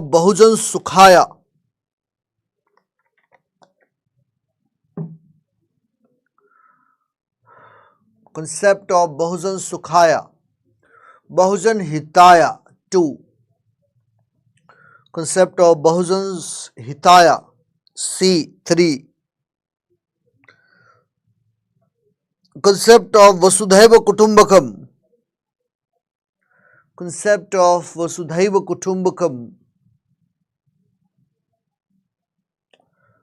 Justice system during Akbar's period. 4th. Justice system during Akbar's period. 5th. Concept of Ram Rajya.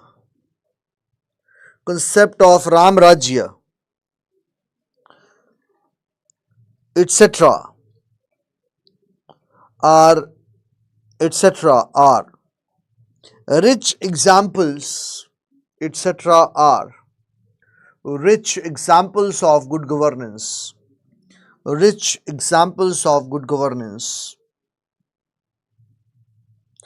Next, next point पे लिखे, many ancient literatures, many ancient literatures such as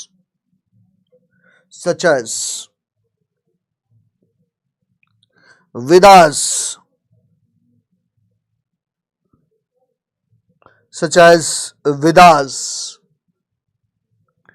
Upanishads, many ancient literatures such as Vedas, Upanishads, epics like Ramayana and Mahabharata, and Gita, epics like Ramayana, Mahabharata, and Gita, etc.,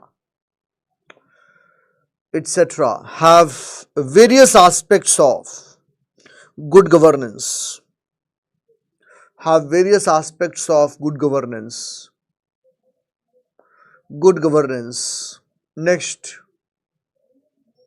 Next point पे लिखिए, Kautilya in his Arthashastra, in his book Arthashastra,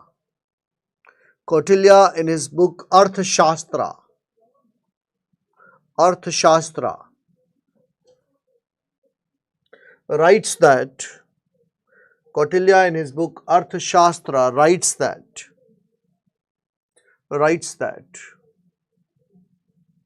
in the happiness of the subjects lies the happiness of the king. In his book Arthashastra writes that in the happiness of the subjects lies the happiness of the king. In the happiness of the subjects lies the happiness of the king.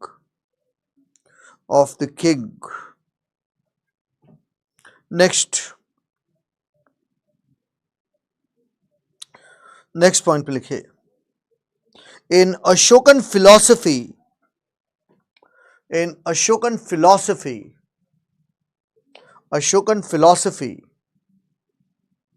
peace and harmony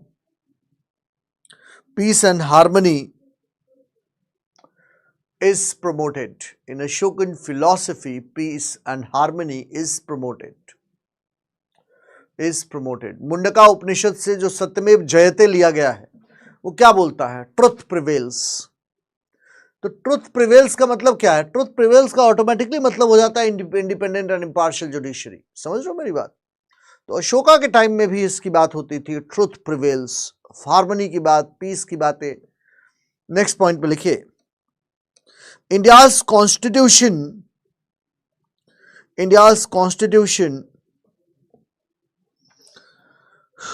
constitution has much more comprehensive and loftier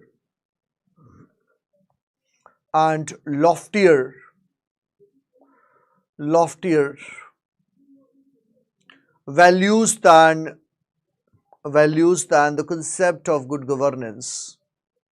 Loftier values than the concept of good governance. अब एक बड़ा logical सा सवाल खड़ा होता है, good governance and democracy, क्या good governance and democracy both go hand in hand? Good governance and democracy. Good governance and democracy.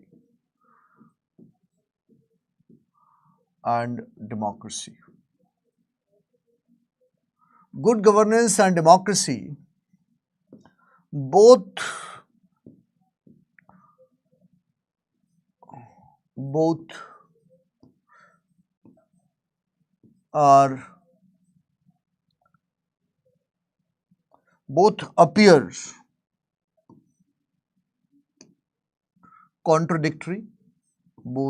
appear contradictory, and also both are used interchangeably. Both are used interchangeably. So what is the reality? Interchangeably. आइए देखते हैं, colour change कर लिया जाए. चलिए. So both appear contradictory and both are used interchangeably also. दोनों बातें कि तुम गुड गवर्नेंस और डेमोक्रेसी दोनों को इंटरचेंजेबली भी दोनों का इस्तेमाल करते हो, दोनों को तुम देखते हो, और एट द सेम टाइम दोनों ही गुड गवर्नेंस और डेमोक्रेसी को तुम्हें कॉन्ट्रडिक्टरी भी लगता है. तो किस तरीके से आप कहेंगे कि सर दोनों बातें सही कैसे हो सकती है? देखते हैं कि दोनों बातें सही होती है, नहीं होती है. नहीं होती है तो कोई बात नहीं. हाँ. So on the one hand, if you will look at Western definition, so Western definition of good governance क्या कहता है? The Western definition of good governance says that democracy and good governance both go hand in hand. समझ रहे हो? Democracy and good governance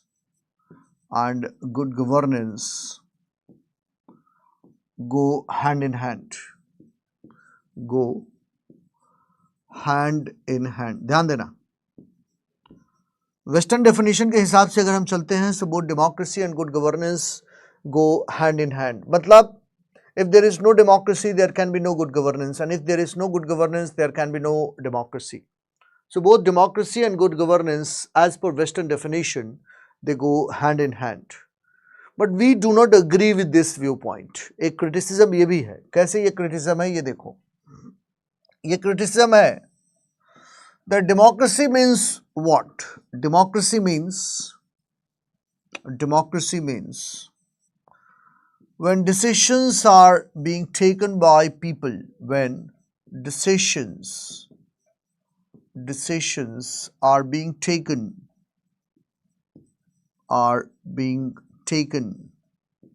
by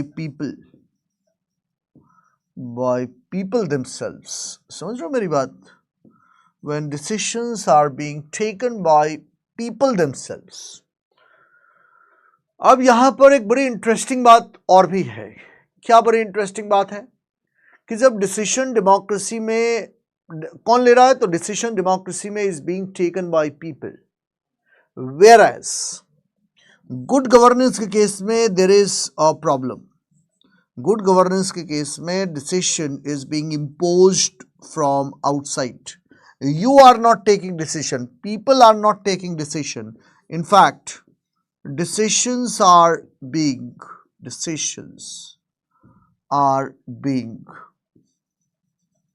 imposed from outside. Decisions are being imposed from outside. इस बात को ध्यान में रखना. Decision बाहर से तुम्हारे ऊपर थोपी जा रही है, तुम डिसीजन नहीं ले रहे हो.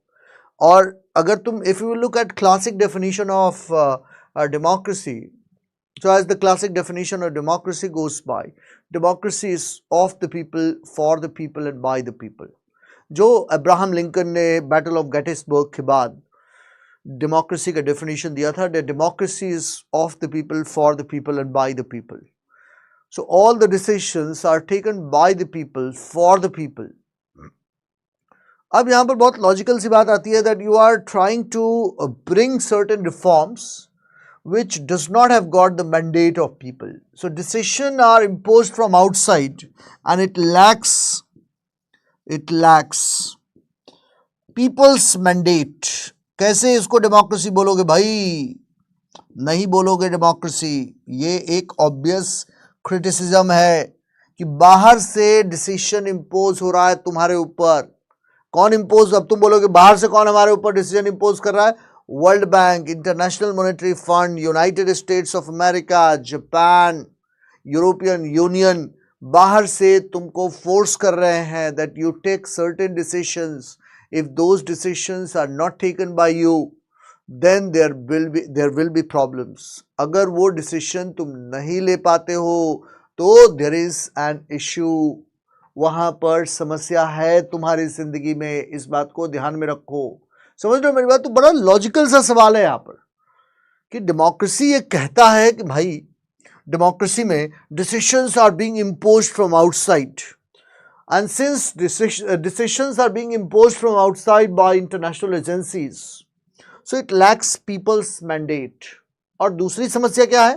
When decisions are being imposed from outside, it may not only lack people's mandate. Another problem with such decision is that the decision may not be in consonance with such decisions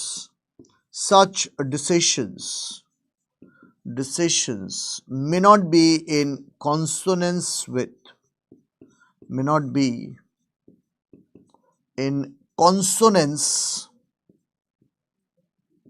with societal values. अगर कोई decision तुम्हारी societal values के हिसाब से नहीं है, and if those decisions are taken under pressure from World Bank or International Monetary Fund, so obviously such decision, it lacks people's mandate and it is also not in consonance with your societal values. So chances of such decision becoming successful, chances of the failure of such decision is more. ये तो बड़ा अच्छा colour है यार. Chances of failure of such decisions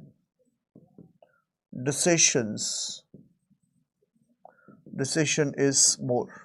समझ रहे हो मेरी बात? ऐसे डिसीजन के फेलियर के चांसेस तो यार बहुत है, क्योंकि तुम बाहर के प्रेशर में वो डिसीजन ले रहे हो तो लोग भी उस डिसीजन को एक्सेप्ट नहीं करेंगे, वो तुम्हारी सोसाइटल वैल्यूज के हिसाब से भी नहीं है. तो on one hand western media ऐसे प्रोजेक्ट करती है कि अरे बाप रे गुड गवर्नेंस नहीं हो गया, ये पता नहीं क्या हो गया. ये ऐसा लग रहा है कि जैसे वो यूरेनस से कुछ और सैटर्न से कुछ आया है स्पेशल चीज़ जिसको हिंदुस्तान में अडॉप्ट करना है. रियलिटी ये है कि डेमोक्रेसी में decision is being taken of the people and for the people and by the people, and the decision which you are taking is under pressure from international agencies. Those decisions are lacking people's mandate, and not only they are lacking people's mandate, those decisions are also not under the consonance of people, also not in consonance with the existing societal values. So such decisions can never be successful. When it will be implemented, it will have obvious resistance in your society. समझ रहे हो मेरी बात? It will have obvious resistance. इसको कोई नहीं रोक सकता है. ऐसे डिसीजन का रेसिस्टेंस होना ही होना है. It's a given. So that's another criticism. So what about democracy and good governance? जरूरी नहीं है कि जहां डेमोक्रेसी होगी वही गुड गवर्नेंस होगा और जहां वेस्ट वाला गुड गवर्नेंस होगा वहीं पर डेमोक्रेसी होगी. सारे बच्चों को ये पॉइंट क्लियर है? सारे बच्चों को ये पॉइंट क्लियर है? जल्दी बताओ. हाँ हाँ बोल सकते हो मुकेश. बेटे 8-10 क्लास करोगे तो दिक्कत हो जाएगी, बता दे रहा हूं मैं. 8-10 क्लास करोगे, क्लास में बैठोगे, दिमाग तुम्हारा पहले से भरा हुआ है, तुम प्रेशर में आ जाओगे. समझे? तो इसलिए क्लासेस यार लिमिटेड करो. लिमिटेड 20 क्लास करोगे और उसके बाद ऑब्वियस सी बात है क्या ही समझ में आएगा. जो एक बात बताओ, तुम लोग यार एक दिन में 5-5 क्लास कर रहे हो, वीडियो नहीं देख सकते हो सैटरडे संडे को? सारी क्लास करना जरूरी है क्या स्क्रीन पे बैठ करके 10 घंटे? मान लिया कोचिंग की तरफ से तुम्हें 5 क्लासेस की फैसिलिटी मिल रही है, 2 क्लास सैटरडे संडे में कर लो यार, क्या दिक्कत है? 2 क्लास अगर तुम सैटरडे संडे में कर लोगे तो कोई दिक्कत थोड़ी है.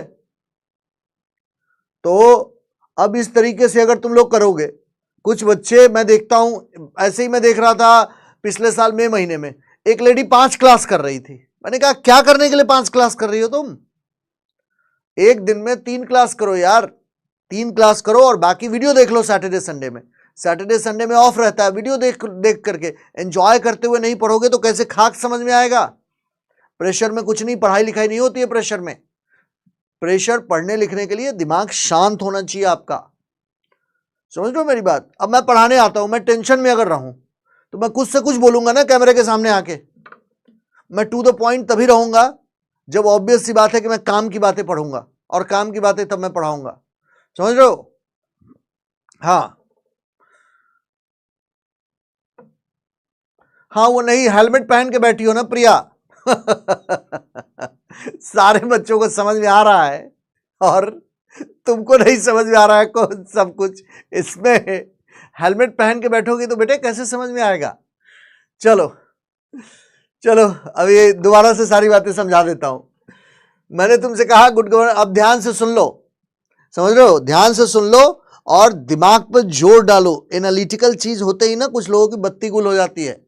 जैसे एनालिटिकल चीज पढ़ाओ ना, दिमाग का बल्ब फ्यूज कर जाता है। तो इसलिए यहां ध्यान दो, यहां टेंशन फ्री होकर के पढ़ो और दोबारा ध्यान दो, सारी बातें फिर से समझा रहा हूं, टेंशन ना लो।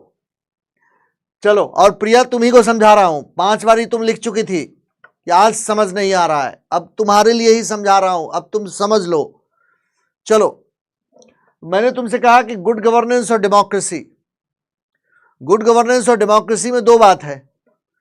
एक तरफ हम लोग ये कहते हैं, या गुड गवर्नेंस ये क्रिटिसिज्म है कि गुड गवर्नेंस और डेमोक्रेसी दोनों कॉन्ट्राडिक्टरी है।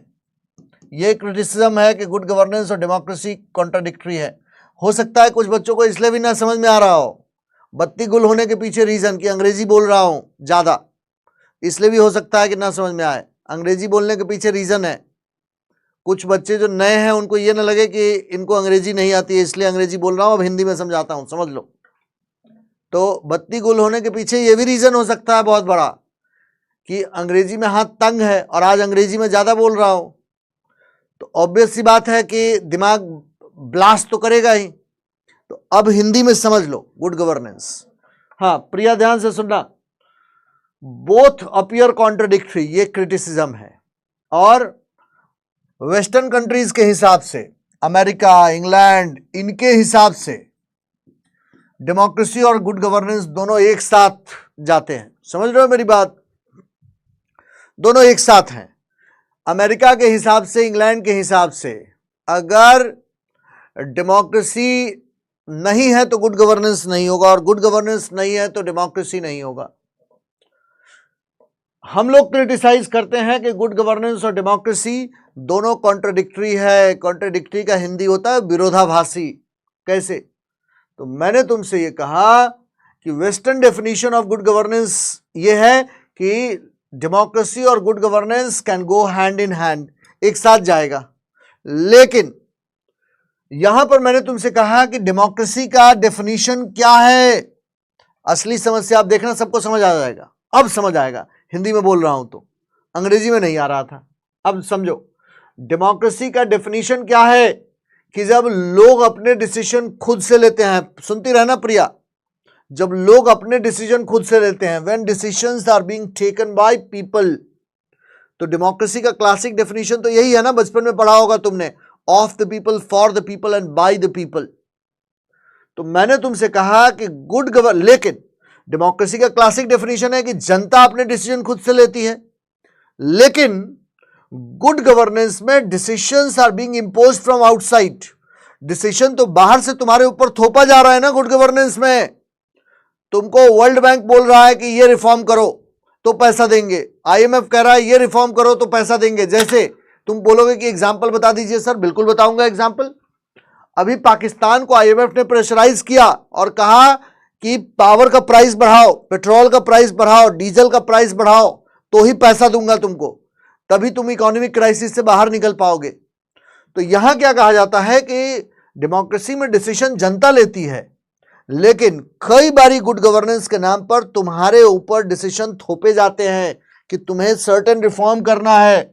अब एक बात बताओ, ऐसा डिसीजन जो तुम्हारे ऊपर बाहर से थोपा गया है, क्या तुम्हें लगता है वो डेमोक्रेटिक डिसीजन है? Obviously not. ऐसा डिसीजन बेटा डेमोक्रेटिक डिसीजन नहीं है, और ऐसे डिसीजन के फेलियर की संभावनाएं ज्यादा हैं। क्यों ज्यादा है? इनको लोगों का मैंडेट नहीं मिला हुआ है, लोगों का समर्थन नहीं मिला है। दूसरी बात मैंने तुमसे कही कि ऐसा डिसीजन वो सोसाइटी के वैल्यू के हिसाब से नहीं है, जबरदस्ती तुम्हारा देश वो डिसीजन ले रहा है। जैसे पाकिस्तान जबरदस्ती डिसीजन ले रहा है कि पेट्रोल का प्राइस बढ़ा दो, फूड ग्रेन का प्राइस बढ़ा दो, पावर का प्राइस बढ़ा दो। अरे आम जनता गरीब है, क्या करेगी वो आम जनता? अगर तुम पेट्रोल का प्राइस वहां 250 रुपए लीटर हो गया है पेट्रोल का प्राइस, क्या करेगी आम जनता? आम जनता सर्वाइव भी नहीं कर सकती है। तो उस कंडीशन में जो डिसीजन तुम ले रहे हो, उस डिसीजन वो सोसाइटी के वैल्यूज के हिसाब से नहीं है। और फिर मैंने आपसे कहा कि अगर ऐसा कोई तुम डिसीजन लेते हो जो समाज के वैल्यू के हिसाब से नहीं है, तो ऑब्वियस सी बात है बेटे, ऐसे डिसीजन का फेलियर होने के चांसेस बहुत ज्यादा हैं। समझ गए मेरी बात? तो वेस्टर्न कंट्रीज के हिसाब से गुड गवर्नेंस और democracy they are used interchangeably, लेकिन हमारे हिसाब से ऐसा नहीं है। उसका एक क्रिटिसिज्म क्या है? जो तीसरी दुनिया के देश है, थर्ड वर्ल्ड कंट्रीज के देश हैं, वो थर्ड वर्ल्ड कंट्रीज के देश कहते हैं कि गुड गवर्नेंस के नाम पर तुम अपना डिसीजन हमारे ऊपर थोप रहे हो। अब क्लियर हो गया प्रिया? जल्दी बताओ, अब सारे बच्चों को क्लियर है? एकदम क्रिस्टल क्लियर? जल्दी बताओ। स्ट्रैटेजिक ऑटोनॉमी अभी नहीं बताऊंगा, ये यहां नहीं पढ़ना है। प्राजक्ता, ये आईआर का टॉपिक है बेटे, ये यहां नहीं पढ़ना है। बताओ प्रिया, समझ आया? और जितने बच्चे अंग्रेजी से तंग आ चुके थे, हिंदी में समझ आ गया? बिल्कुल बिल्कुल, सॉवरेनिटी भी अफेक्टेड होगी, बिल्कुल होगी। एकदम सही पकड़े हो, प्रियम्बल में पढ़ाया था ना सॉवरेनिटी वाला, बिल्कुल। अब तो क्लियर, एकदम क्रिस्टल क्लियर है।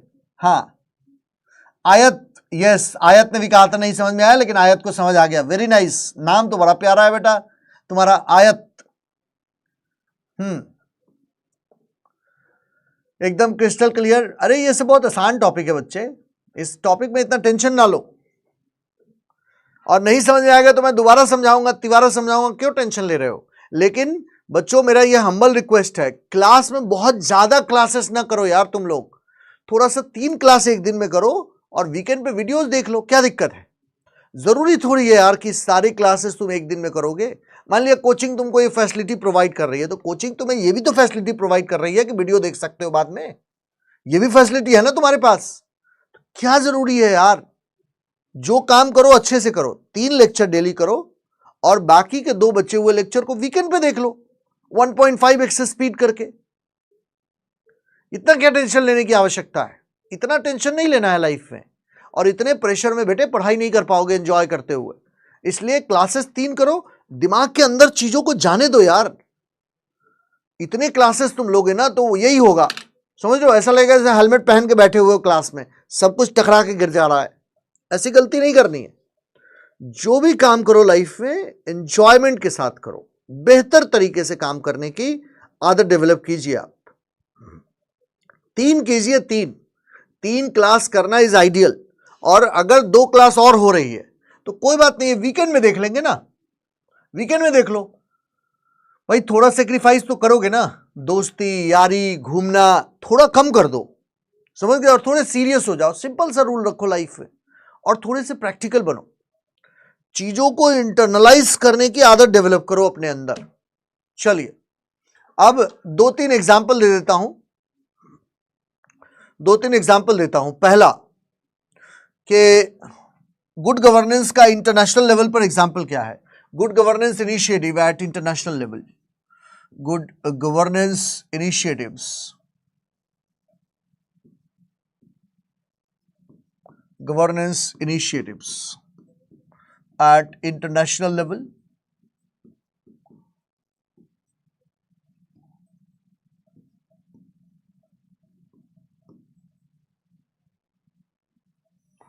at international level,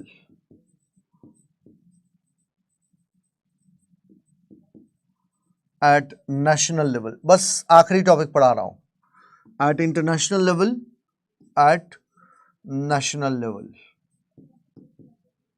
national level। International level पर एग्जाम्पल कौन सा ले सकते हो? इंटरनेशनल लेवल पर वही सब जो चीजें तुम्हें बताई थी, initiative. Human Development Index is an example of good governance initiative. Corruption Perception Index. Corruption Perception Index is an example of perception index is an example of good governance. Then तीसरा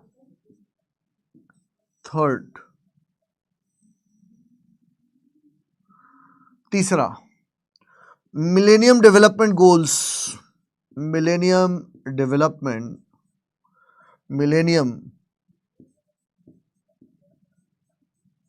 Development Goals is an example of good governance.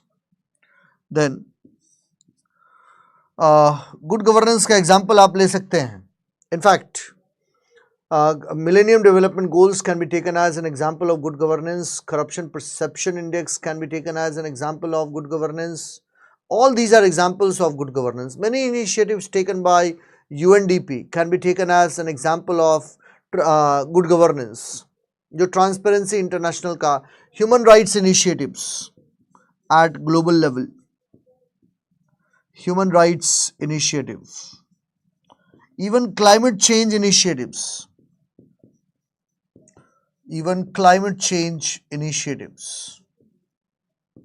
can be taken as an example of good governance, etc.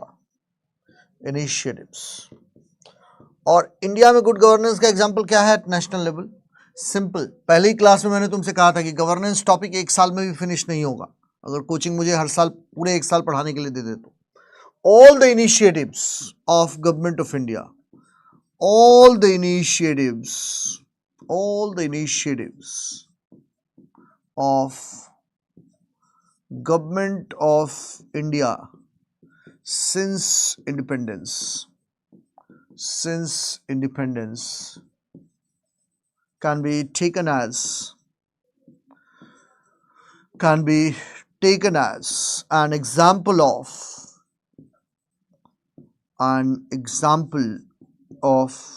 good governance. So that's about good governance. जो भी government of India ने initiative लिए हैं since independence, सोचो, all those initiatives are for the purpose of good governance only.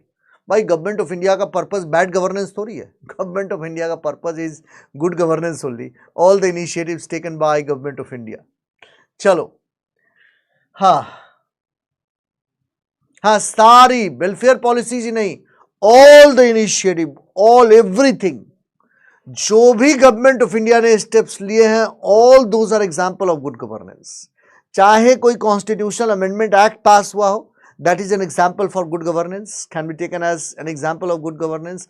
चाहे कोई social legislation pass हुआ हो, that can be taken as an example of good governance. चाहे कोई इकोनॉमिक पॉलिसीज पास हुई हो, everything can be taken as an example of good governance. समझ रहे हो मेरी बात? आज देयर, हाँ बिल्कुल, क्वाइट पॉसिबल. अभी एक बच्चे ने पूछा कि क्या कोई ऐसा इनिशिएटिव हो सकता है जो क्वालिटेटिव और इफेक्टिव ना हो? बिल्कुल हो सकता है. पॉलिसी तुमने बनाई और पॉलिसी फ्लॉप हो गई, समझ रहे हो? So that is not good governance ना. That can be taken as only as an example of governance. तुमने पॉलिसी बनाई and your policy is flopped. Now what will you do? तुम्हारी पॉलिसी अगर फ्लॉप हो जाए तो क्या होगा? तो ऐसे बहुत सारी पॉलिसीज हैं.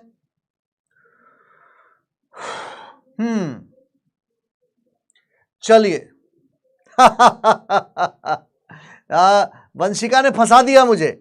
वंशिका ने कहा कि सर सारी इनिशिएटिव अगर गुड गवर्नेंस है तो जो इमरजेंसी लिया गया था, can that be taken as an example of good governance? इस बात पे मैं कोई आंसर नहीं दूंगा. पॉलिटिकल क्वेश्चन पे बेटा कोई आंसर नहीं दूंगा. वंशिका ने इस क्वेश्चन के जरिए फंसा दिया. मैं ऐसे किसी क्वेश्चन का आंसर देता ही नहीं हूं क्लास में, समझ रहे हो मेरी बात? पॉलिटिकल क्वेश्चन से तो मैं बहुत भागता हूं. चलो, सिविल सर्विसेज की तैयारी में अगर तुम बहुत चीयरफुल रहते हो ना, सब चीजें समझ में आएंगी बेटे.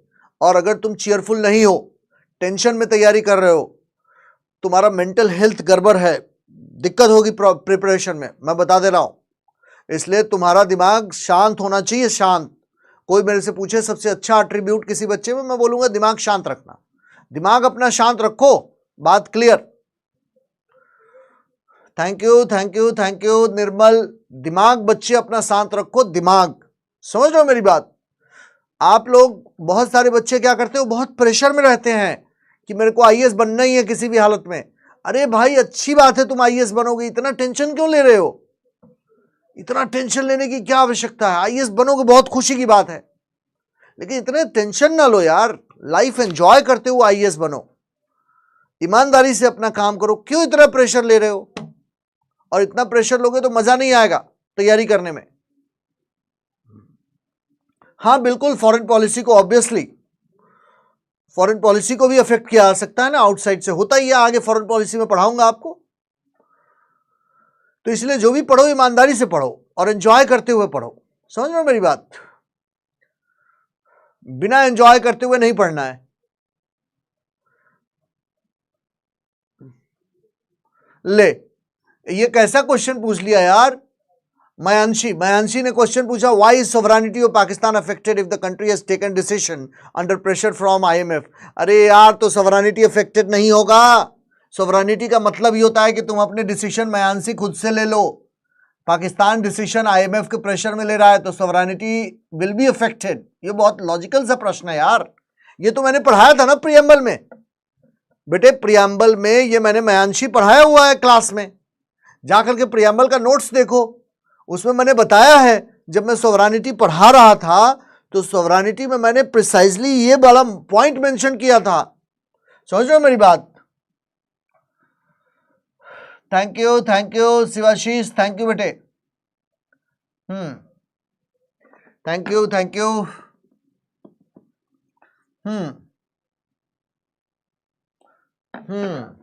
चलिए, ये प्रियम्बल वाले टॉपिक में भी करवाया था मैंने और डिटेल में बताया था सोवरेनिटी वाला पॉइंट।